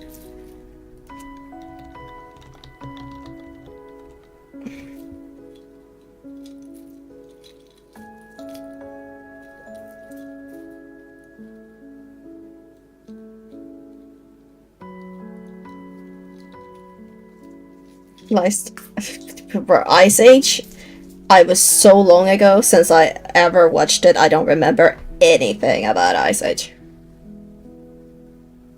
I'm surprised you watched Ice Age since you're, uncultured as fuck. Rude. I mean, it's true, you haven't watched, like, anything. Mad Max, The Highlander. You didn't watch Mulan, for fuck's sake. No, I probably have watched Milan just so long ago. I haven't watched any movies, like, or well, other than with my parents recently, and we don't watch those kind of things ever with them. But yeah, nah. I love it. Bro. I find it funny, like, here we have, like, the F1 races and all of that. And, like, the one fucking weeks they have off, like, every now and then, and Max is like, haha, nah, I don't have this week off. Literally, today, he raced the Nürburgring Nordschleife in a GT3 race and won it. His first one, because he's gone around taking the fucking GT3 license. 2 weeks ago, he took the GT3 license. The first literal, like, opportunity he had to do a race that wasn't on a Formula 1 weekend, he just like, yep, now we're racing. Honestly. Lives and breathes one thing. That man. Yeah, gasoline exhaust pipes. Yeah. I just find that kind of funny. Like, he's probably the one, like, on the grid that is in a way, like, the most dedicated to just races in general, not specifically Formula 1. Yes, he is the most racist.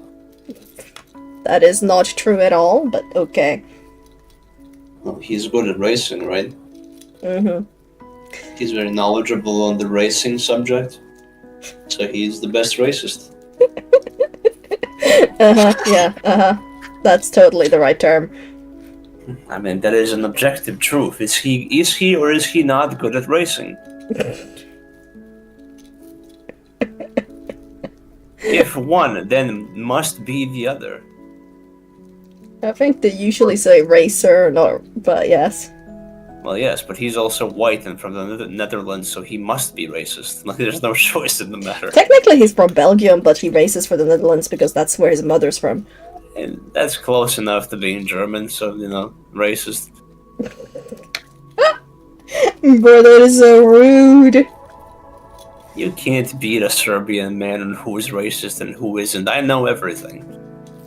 Oh god, them I would all. hate you for those kind of statements. What for? It's a fucking joke.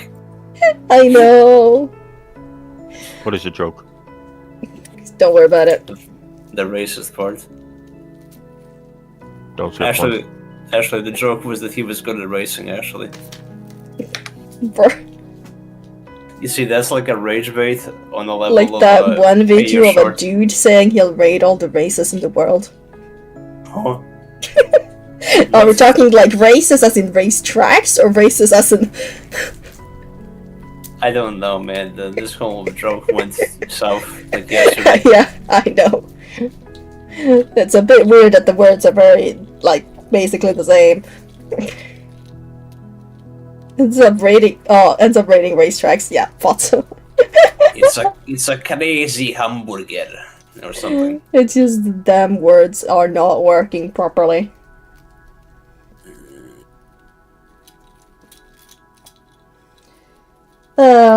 I mean, and then you have the other words that just spelt a little bit differently but said the same way as in race, like you're getting a raise in the fucking, like as a raise in the, like, salary.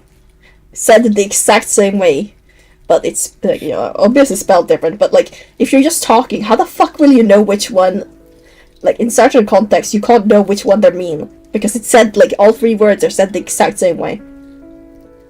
Yes, the English language was designed by actual idiots. Yes, is it a race, or a race?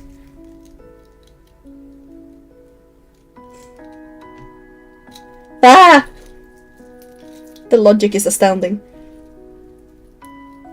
I think the was necessary in that sentence. Ah! It was a requirement, really. Like, if she didn't say the whole thing would have fallen apart. Ah! Ah!